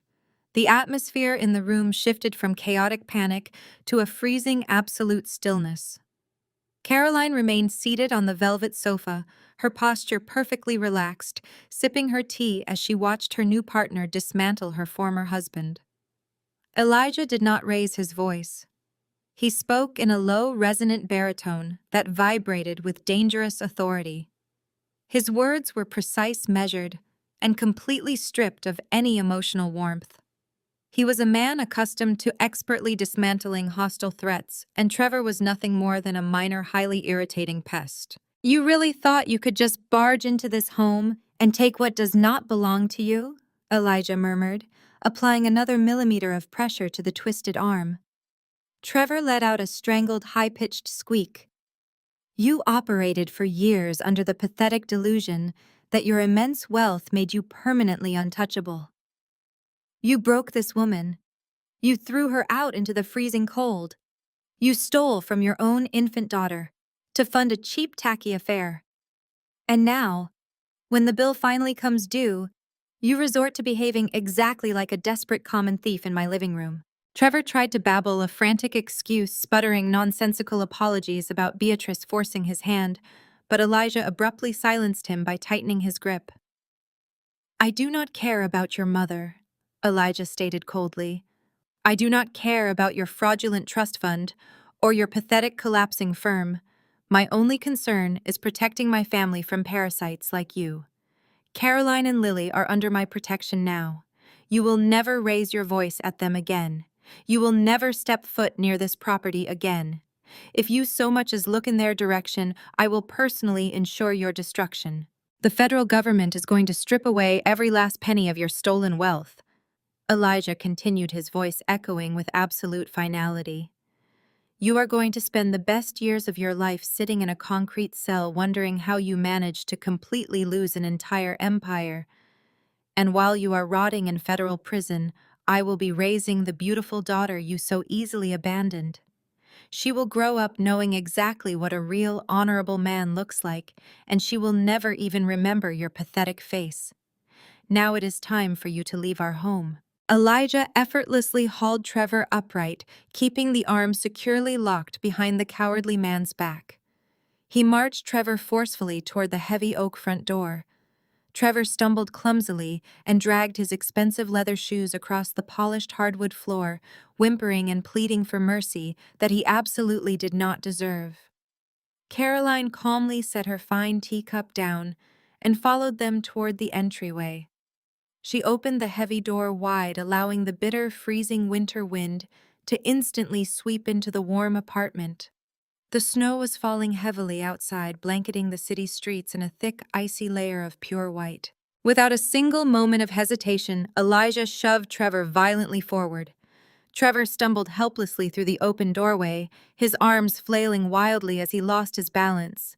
He pitched forward and landed hard on his hands and knees in the freezing wet snow. The icy slush soaked instantly through his expensive ruined trousers. He gasped loudly at the biting cold, his breath forming ragged white clouds in the frigid night air.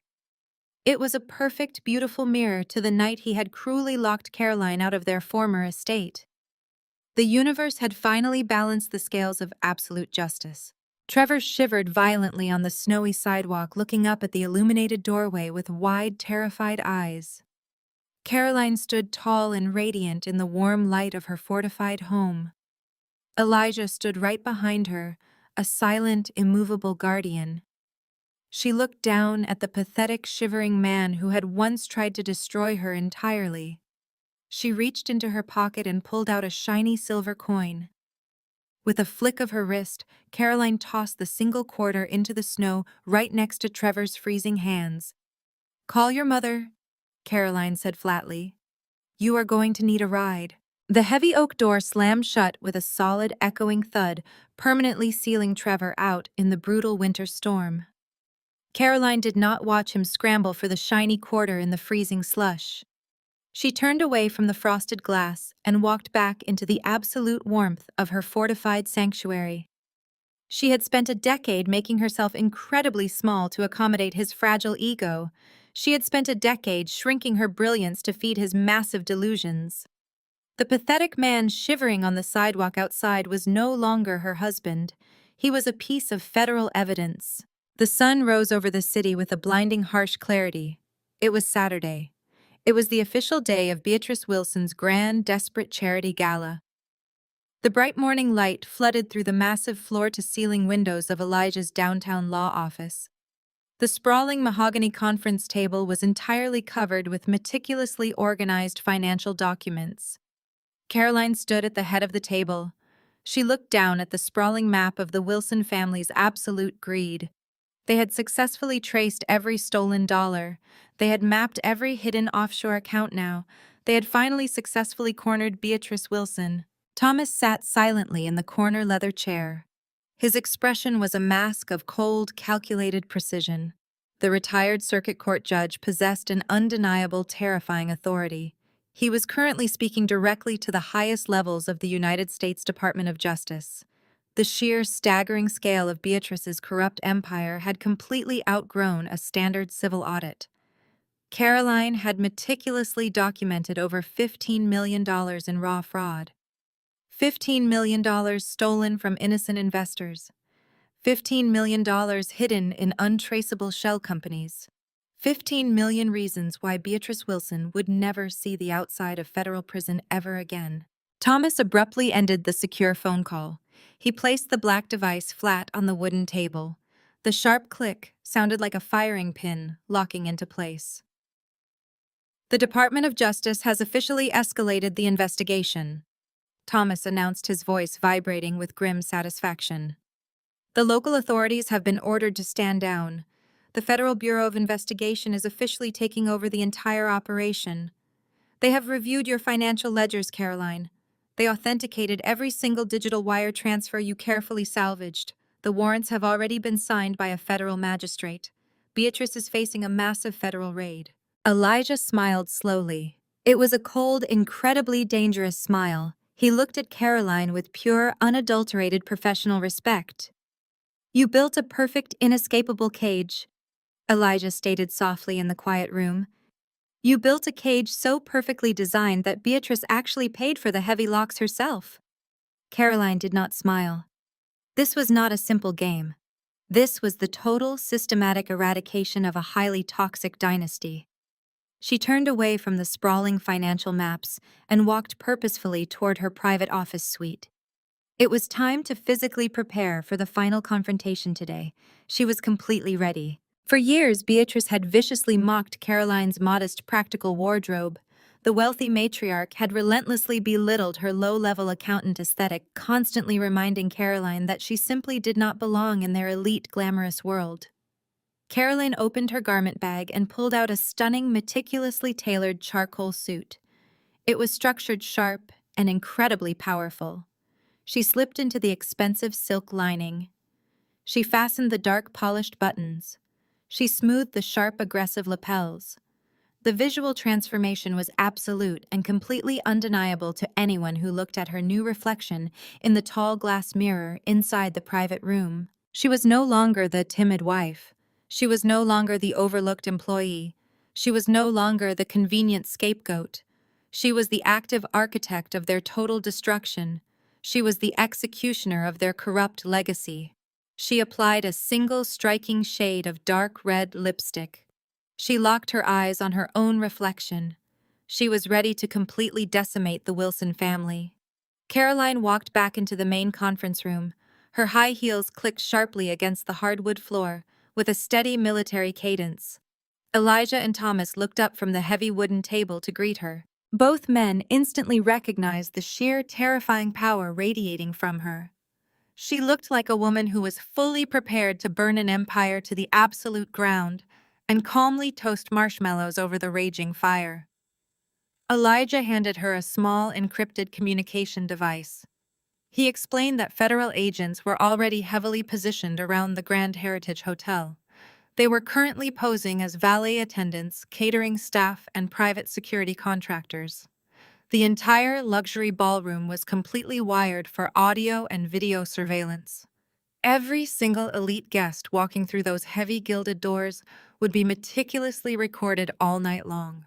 Every single illicit cash donation would be legally documented as an active contribution to a massive criminal enterprise.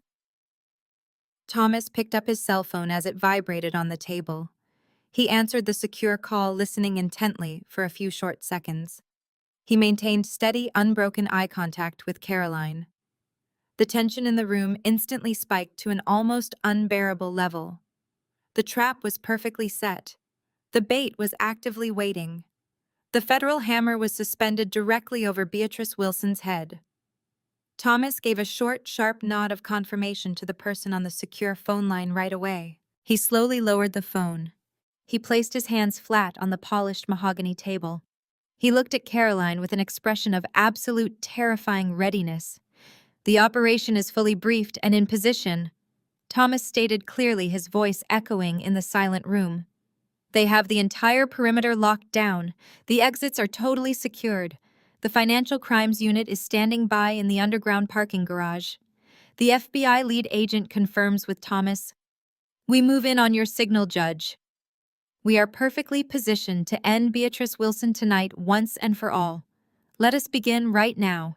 The heavy brass doors of the Grand Heritage Hotel ballroom swung open to reveal a scene of sickening absolute excess.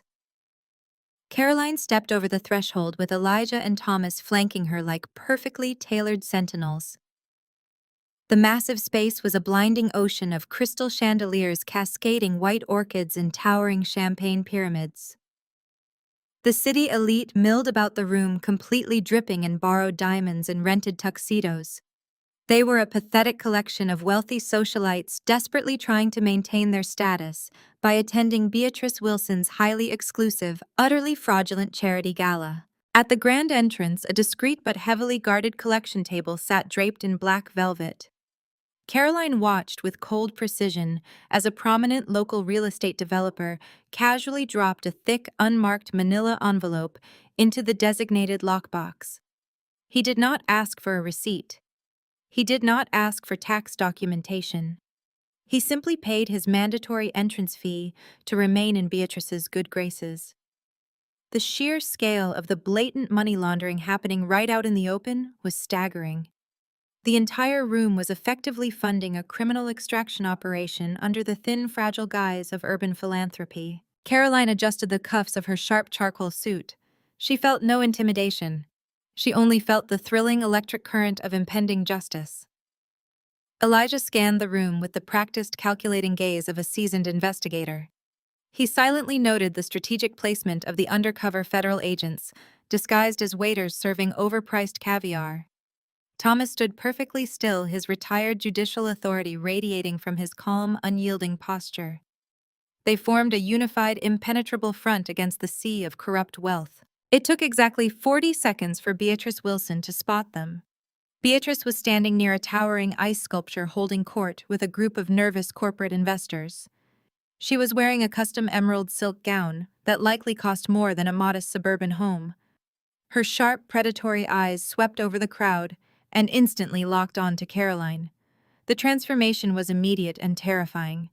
The polite, aristocratic smile vanished from Beatrice's face. Her heavily powdered cheeks turned a vivid, furious shade of purple. The delicate crystal champagne flute in her hand shook violently, spilling expensive liquid onto the polished marble floor. Beatrice completely abandoned her wealthy guests. She stomped across the crowded ballroom, her sharp heels cutting through the ambient classical music like gunshots. Her chest heaved with sheer, unadulterated rage.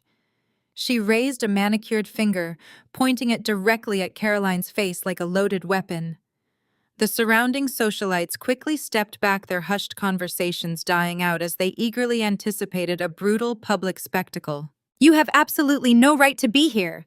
Beatrice shrieked, entirely abandoning any pretense of upper-class decorum. Her voice cut through the cavernous ballroom, sharp and utterly venomous. "How dare you show your pathetic face at my private event? This is an exclusive gathering for the most influential people in this city. You are nothing but a common thief and a low-level accountant." Caroline did not flinch. She maintained perfect, unwavering eye contact with the disgraced matriarch. She stood tall in her perfectly tailored suit, refusing to shrink under the aggressive verbal assault. Her calm demeanor only fueled Beatrice's escalating fury. "Security!" Beatrice screamed, waving frantically toward a group of large, muscular men in dark suits stationed near the primary exit. "Remove these people immediately. They are absolute trash, crashing an elite event. Throw them out into the street where they belong. Do not let them leave with a single hors d'oeuvre." 4 massive security guards immediately broke away from their posts and marched aggressively toward Caroline, Elijah, and Thomas. They looked completely ready to use extreme physical force to execute Beatrice's ruthless command. The ballroom fell dead silent. Hundreds of wealthy guests held their collective breath, eagerly watching to see the former Wilson daughter-in-law humiliated and physically dragged out of the luxurious hotel. Thomas stepped smoothly in front of Caroline. He did not raise his hands defensively. He did not shout or matching Beatrice's hysterical energy. He simply reached into the inner pocket of his dark suit jacket and pulled out a small, flat leather wallet. He flipped it open with a sharp snap of his wrist and held it up directly in the face of the lead security guard. The heavy gold federal badge gleamed brilliantly under the intense crystal chandelier lighting. The lead guard froze instantly, his massive boots skidding to a sudden halt on the slick marble floor. He stared at the imposing credentials and the stern, unyielding face of the former judge holding them. The guard's aggressive posture immediately collapsed. He took a rapid, highly nervous step backward. He quickly signaled his 3 heavily armed colleagues to stand down and retreat. Without a single word spoken, the 4 large men backed away completely, practically melting into the surrounding crowd, leaving a stunned and entirely exposed Beatrice standing alone in the center of the room. Beatrice's jaw dropped in absolute shock. She looked frantically from the retreating security team to Thomas's cold, unreadable face. The absolute power she had wielded for decades was suddenly terrifyingly absent. The realization that she was completely defenseless hit her like a physical blow. Her emerald gown suddenly looked less like royal attire and much more like a prison uniform. Caroline did not wait for Beatrice to recover her shattered composure. She stepped purposefully around the frozen matriarch. She walked straight toward the brightly lit main stage at the front of the lavish ballroom. Her perfectly tailored suit conveyed an aura of total, inescapable dominance. A nervous auctioneer was currently standing at the podium preparing to announce the next fraudulent donation package. Caroline approached him with unrelenting, terrifying confidence. She reached out and firmly grabbed the heavy silver microphone right out of his trembling hand. The bewildered auctioneer stumbled backward, completely overwhelmed by her sheer force of will. Caroline turned to face the silent, terrified crowd of fake elites. Caroline raised her left hand and sharply tapped the silver mesh of the microphone twice. The amplified thud echoed through the massive ballroom like a judge striking a heavy wooden gavel. The sheer authority radiating from the stage commanded absolute obedience. Hundreds of wealthy socialites froze in their expensive evening gowns and tailored tuxedos. The low murmur of privileged gossip died instantly. The clinking of fine crystal champagne flutes ceased. Total suffocating silence descended upon the Grand Heritage Hotel.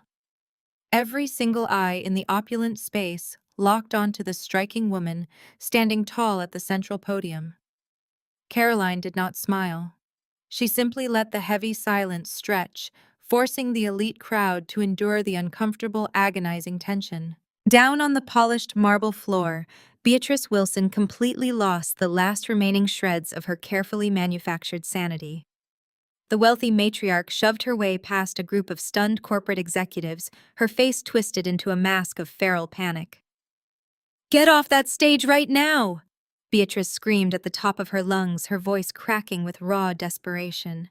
Her emerald silk gown swished violently around her ankles as she marched toward the front of the room. "Stop looking at her. Turn off the sound system immediately. She is a delusional, bitter ex-wife trying to ruin a beautiful charitable evening. Someone remove this lunatic from my property before I have everyone in this building arrested for trespassing." Caroline completely ignored the frantic, screaming woman below her. She stood perfectly still behind the acrylic podium, projecting an aura of untouchable, lethal composure.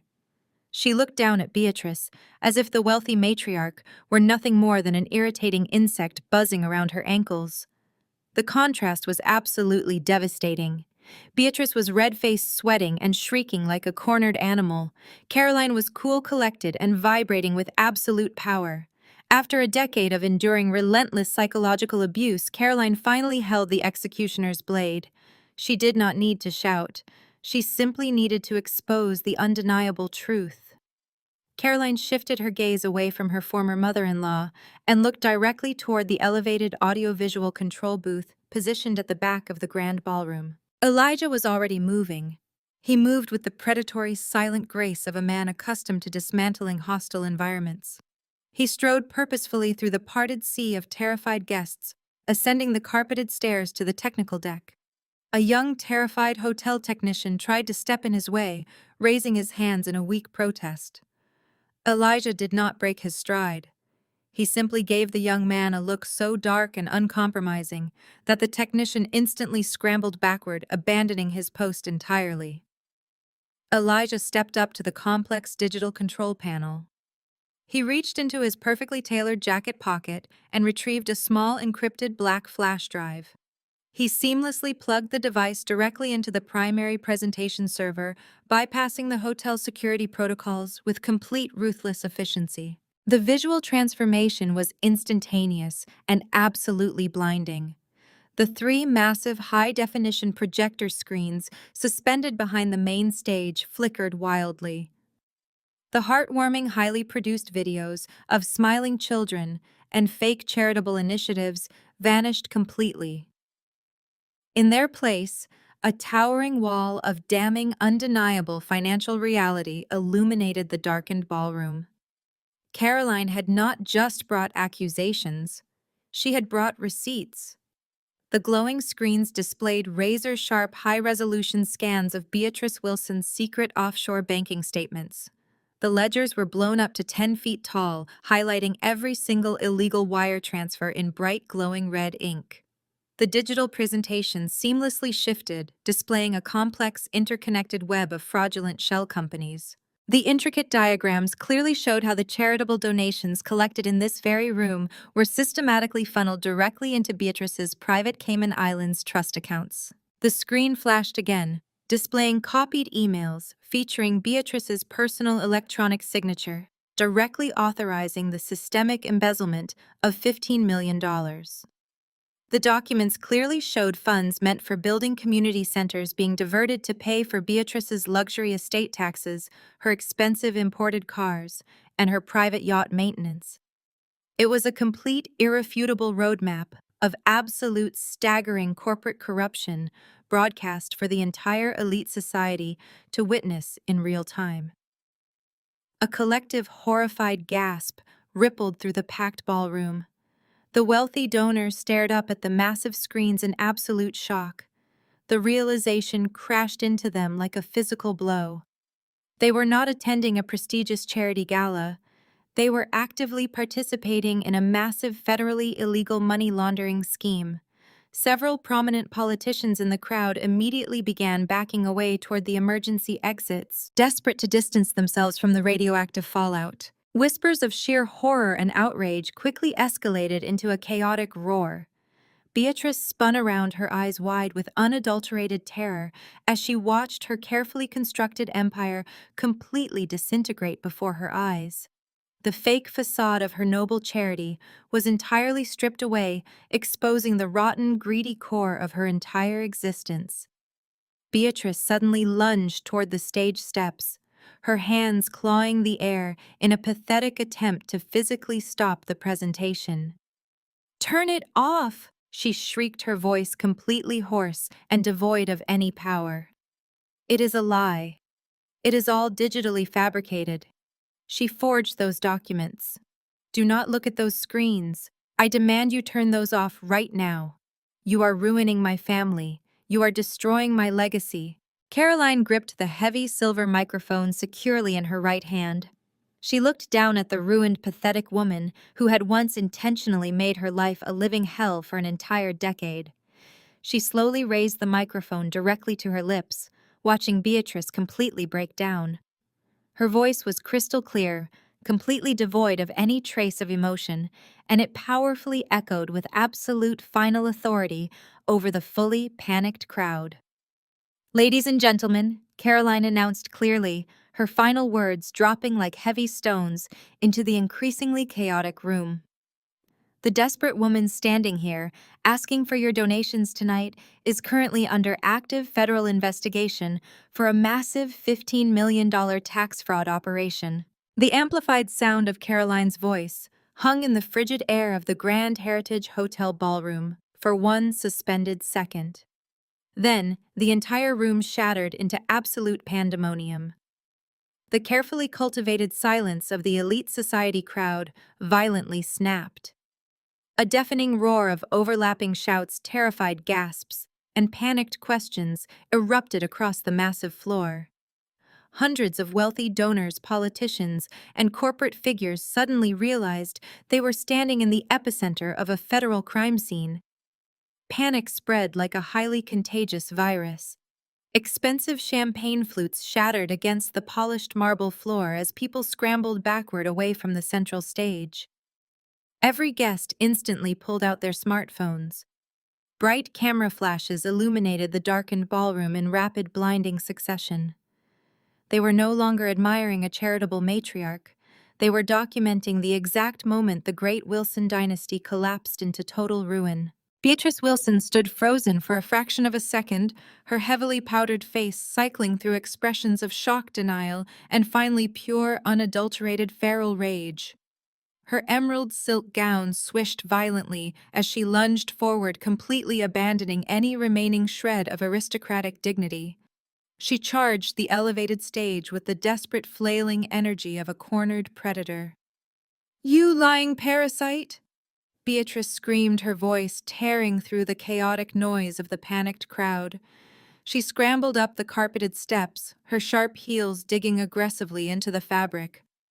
"I will destroy you for this. I will bury you so deep you will never see daylight again.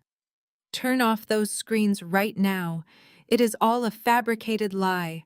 She is a disgruntled, pathetic ex-wife trying to extort my family.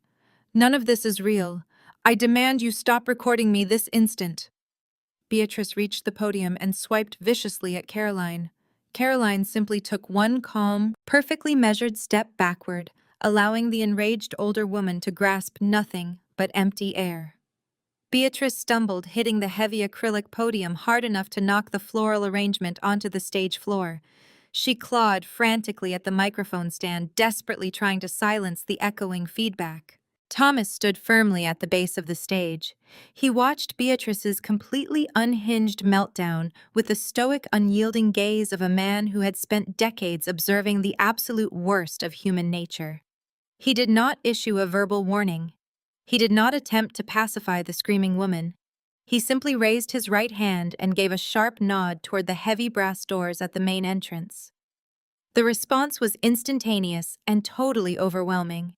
The massive double doors burst open with a deafening crash that completely silenced the shrieking socialites. Federal agents flooded into the opulent space like a tidal wave of dark windbreakers and tactical gear.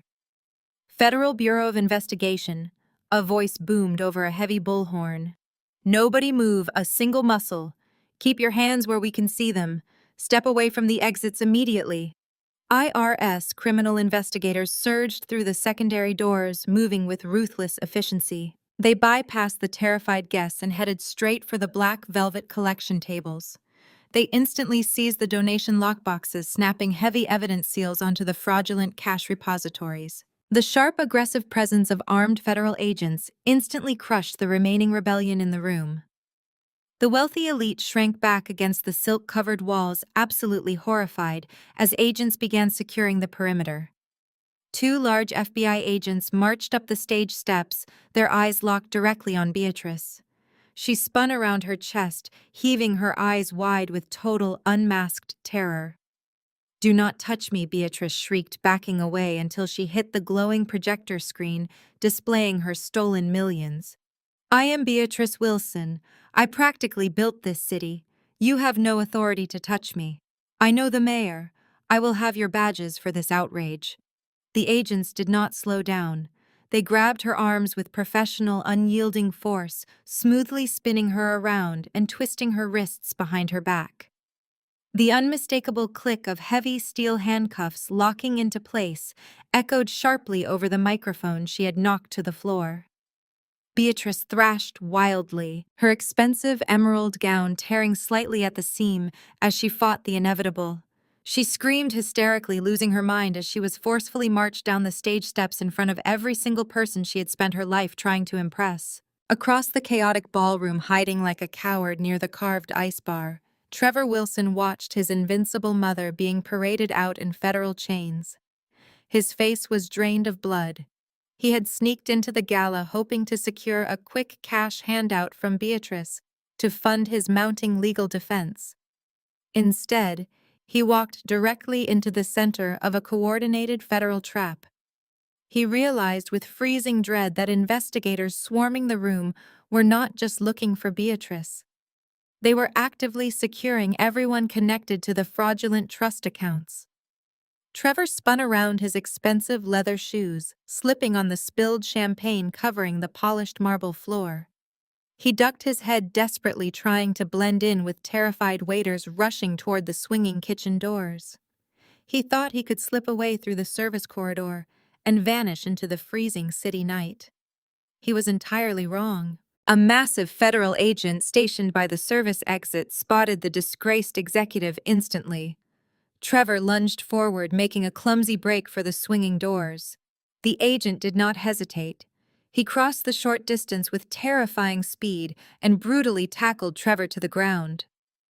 The heavy impact knocked the wind out of Trevor. He slammed face first into the hard marble, letting out a wheezing gasp as the agent forcefully pinned his arms behind his back. Trevor weakly turned his bruised face sideways. He looked up through the forest of panicked legs and locked eyes directly with Caroline standing triumphantly on the stage. She looked down at him, her expression completely devoid of mercy, and gave him a slow, icy nod of permanent goodbye. The flashing red and blue sirens of the federal vehicles outside the Grand Heritage Hotel eventually faded into the freezing winter night, but the sheer magnitude of the scandal was only just beginning to ignite.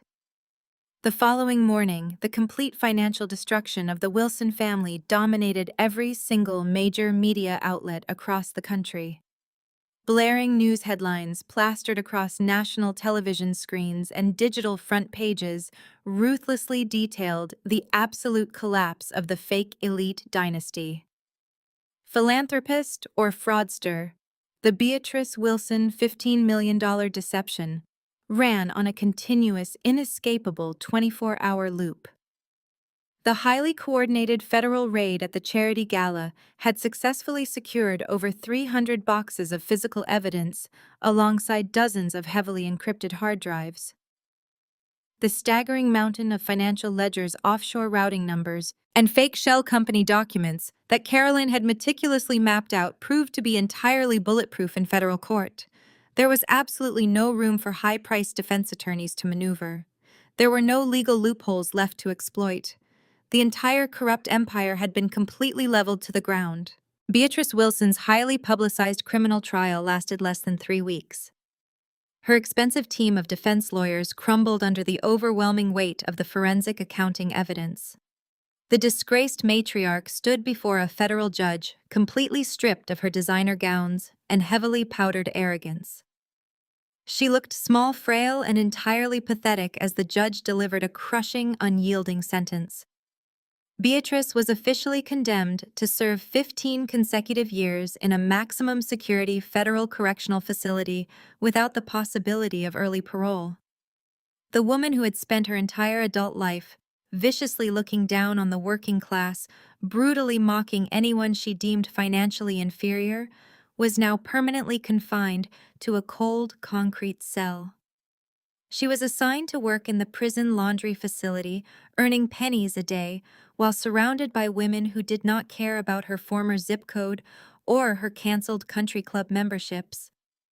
Her sprawling, gated estate was seized by the government and quickly auctioned off to pay back the thousands of innocent investors she had so ruthlessly defrauded. Trevor Wilson managed to completely avoid sharing a prison transport bus with his mother, but his survival came at a massive, humiliating cost. When the federal agents offered him a brutal plea deal, the cowardly former executive instantly folded. He eagerly traded a full confession and total cooperation for his absolute freedom, officially testifying against his own mother to save his own skin. But avoiding a federal prison cell did not save him from complete financial annihilation. The Internal Revenue Service systematically seized every single asset Trevor possessed. They drained his fraudulent trust funds, impounded his luxury sports cars, and foreclosed on the expensive downtown condominium he had purchased with stolen money. He was left entirely penniless, utterly disgraced, and completely unemployable in the corporate sector. Every prestigious firm in the city actively blacklisted him. Desperation eventually forced the spoiled, entitled heir into a reality he had spent his entire life completely mocking. Trevor found himself wearing a stained, poorly fitting polyester uniform, working as the overnight janitor at a greasy 24-hour fast food chain on the outskirts of the city. His soft, manicured hands blistered and cracked as he pushed a heavy, filthy mop bucket across sticky linoleum floors at 3 a.m. He scrubbed industrial deep fryers and cleaned public restrooms while intoxicated teenagers mocked him from the dining booths. The physical labor was agonizing, but the financial reality was significantly worse. Under the strict, uncompromising terms of his federal plea agreement, 100% of his meager minimum wage earnings, above the absolute basic poverty line, were aggressively garnished by the government. The state diverted every available cent directly to the Internal Revenue Service to cover his massive tax penalties. The remaining garnished funds were legally mandated to be deposited straight into an untouchable, secure college trust fund for his daughter Lily. Trevor was actively funding the future of the child he had so cruelly abandoned, and he was doing it by scrubbing toilets in the middle of the night. His total humiliation was further amplified by the woman he had destroyed his marriage to acquire. Brittany did not stand by her disgraced lover when the federal indictments rained down. The moment Trevor's bank accounts were frozen by the authorities, she packed her designer bags and vanished from his life without a single backward glance. She was exactly the shallow, calculating opportunist Caroline had always known her to be. Brittany quickly capitalized on the massive public scandal, aggressively booking highly paid appearances on sleazy, sensationalist internet podcasts. Sitting in front of bright studio lights and expensive microphones, Brittany eagerly aired all of Trevor's pathetic, deeply embarrassing secrets to millions of eager listeners. She ruthlessly mocked his severe financial incompetence, laughed at his bizarre personal insecurities, and openly admitted that she had only ever tolerated his presence because of his immense wealth. She successfully milked his absolute destruction for her own 15 minutes of cheap internet fame, permanently cementing his status as a national laughingstock. 6 months after the raid, Caroline sat behind her massive oak desk in the corner office of her thriving, newly established financial consulting firm. The morning sun streamed through the wide glass windows, illuminating a space that belonged entirely to her. Her business was expanding rapidly, built on a foundation of absolute integrity and unmatched brilliance. She was highly respected, completely independent, and deeply happy. Elijah had just dropped Lily off at her prestigious private preschool, and their home was filled with genuine warm laughter. Caroline picked up a small stack of incoming morning mail. Mixed among the corporate contracts and legal briefs was a cheap, crumpled white envelope. The return address indicated a cramped, low-income studio apartment. Caroline recognized the frantic handwriting. It was Trevor begging for forgiveness. She dropped it directly into the spinning shredder without reading it, smiling at her beautiful new life. The hum of the paper shredder faded into the quiet noise of the city below, marking the absolute end of an era. Time moved forward, washing away the bitter remnants of the past. Exactly 1 year later, snow drifted gently past the wide glass windows of Caroline's magnificent new home. It was Christmas Eve. The sprawling, beautifully designed townhouse sat securely in the heart of the city, radiating a profound, unshakable warmth. This space belonged entirely to her. It was purchased with her own brilliant mind and fueled by her own relentless determination.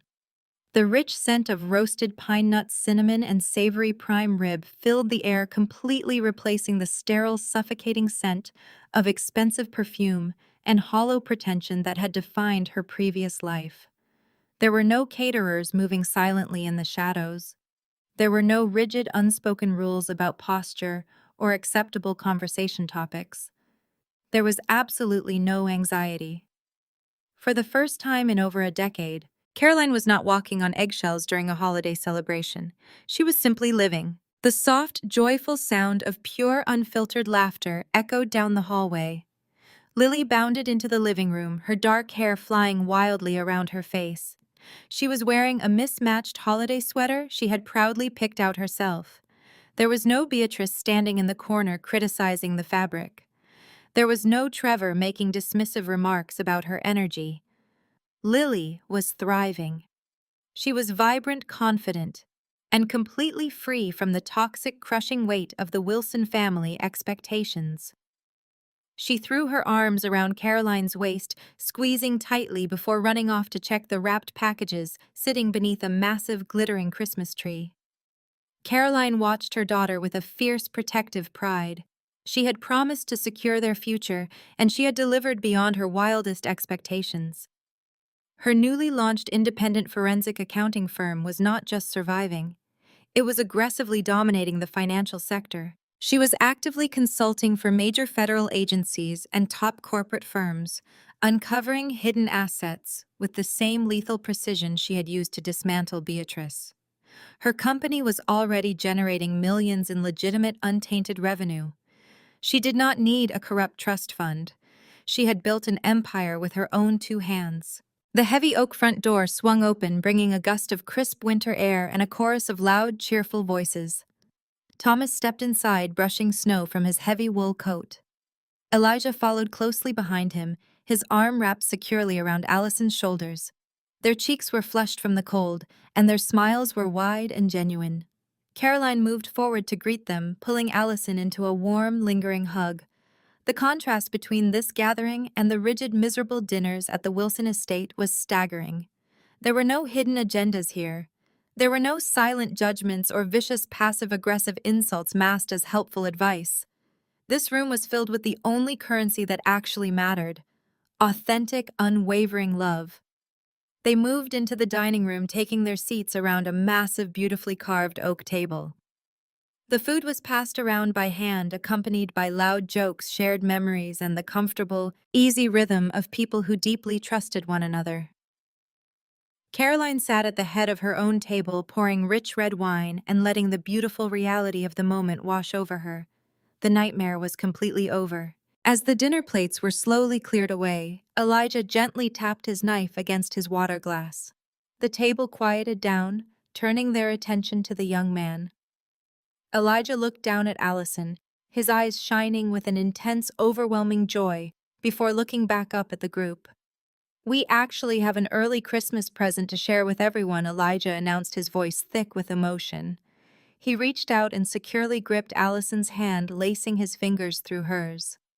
"Allison and I are officially expecting a baby. We are going to be parents this coming summer." A collective gasp of pure delight erupted around the table.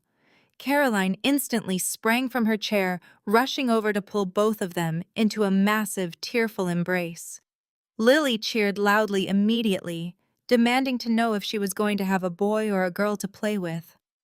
The room vibrated with the kind of pure, untainted happiness that could never be bought or manufactured. As the initial wave of excitement finally settled, Thomas slowly pushed his chair back and stood up. The older man held his wine glass firmly in his right hand. He looked around the beautiful, warm dining room, his gaze resting on the newly expectant parents, on the glowing, happy child, and finally settling directly on Caroline. The deep lines on his weathered face softened into an expression of profound, absolute respect. He raised his glass higher, commanding the room with his quiet, steady presence. "Exactly 1 year ago, we stood in the middle of a war zone," Thomas said, his deep voice resonating clearly in the silent room. "I told you then that those people made a fatal mistake. They picked the wrong family." Thomas paused, letting a warm, incredibly proud smile spread across his face as he looked directly into Caroline's eyes. "But you, Caroline, you built the right one." Caroline felt a hot tear of pure gratitude slip down her cheek, catching the light of the flickering candles resting on the center of the table. She slowly raised her own crystal glass high into the air, meeting the eyes of the remarkable, fiercely loyal people who had firmly stood by her side when her entire world was violently falling apart. She did not need to say a single word to convey the sheer depth of her absolute appreciation. They already knew exactly how much they meant to her. She smiled softly, taking a slow, calming breath, and feeling a deep, permanent peace settle into her soul. The long, brutal war was over, and she had won everything that truly mattered.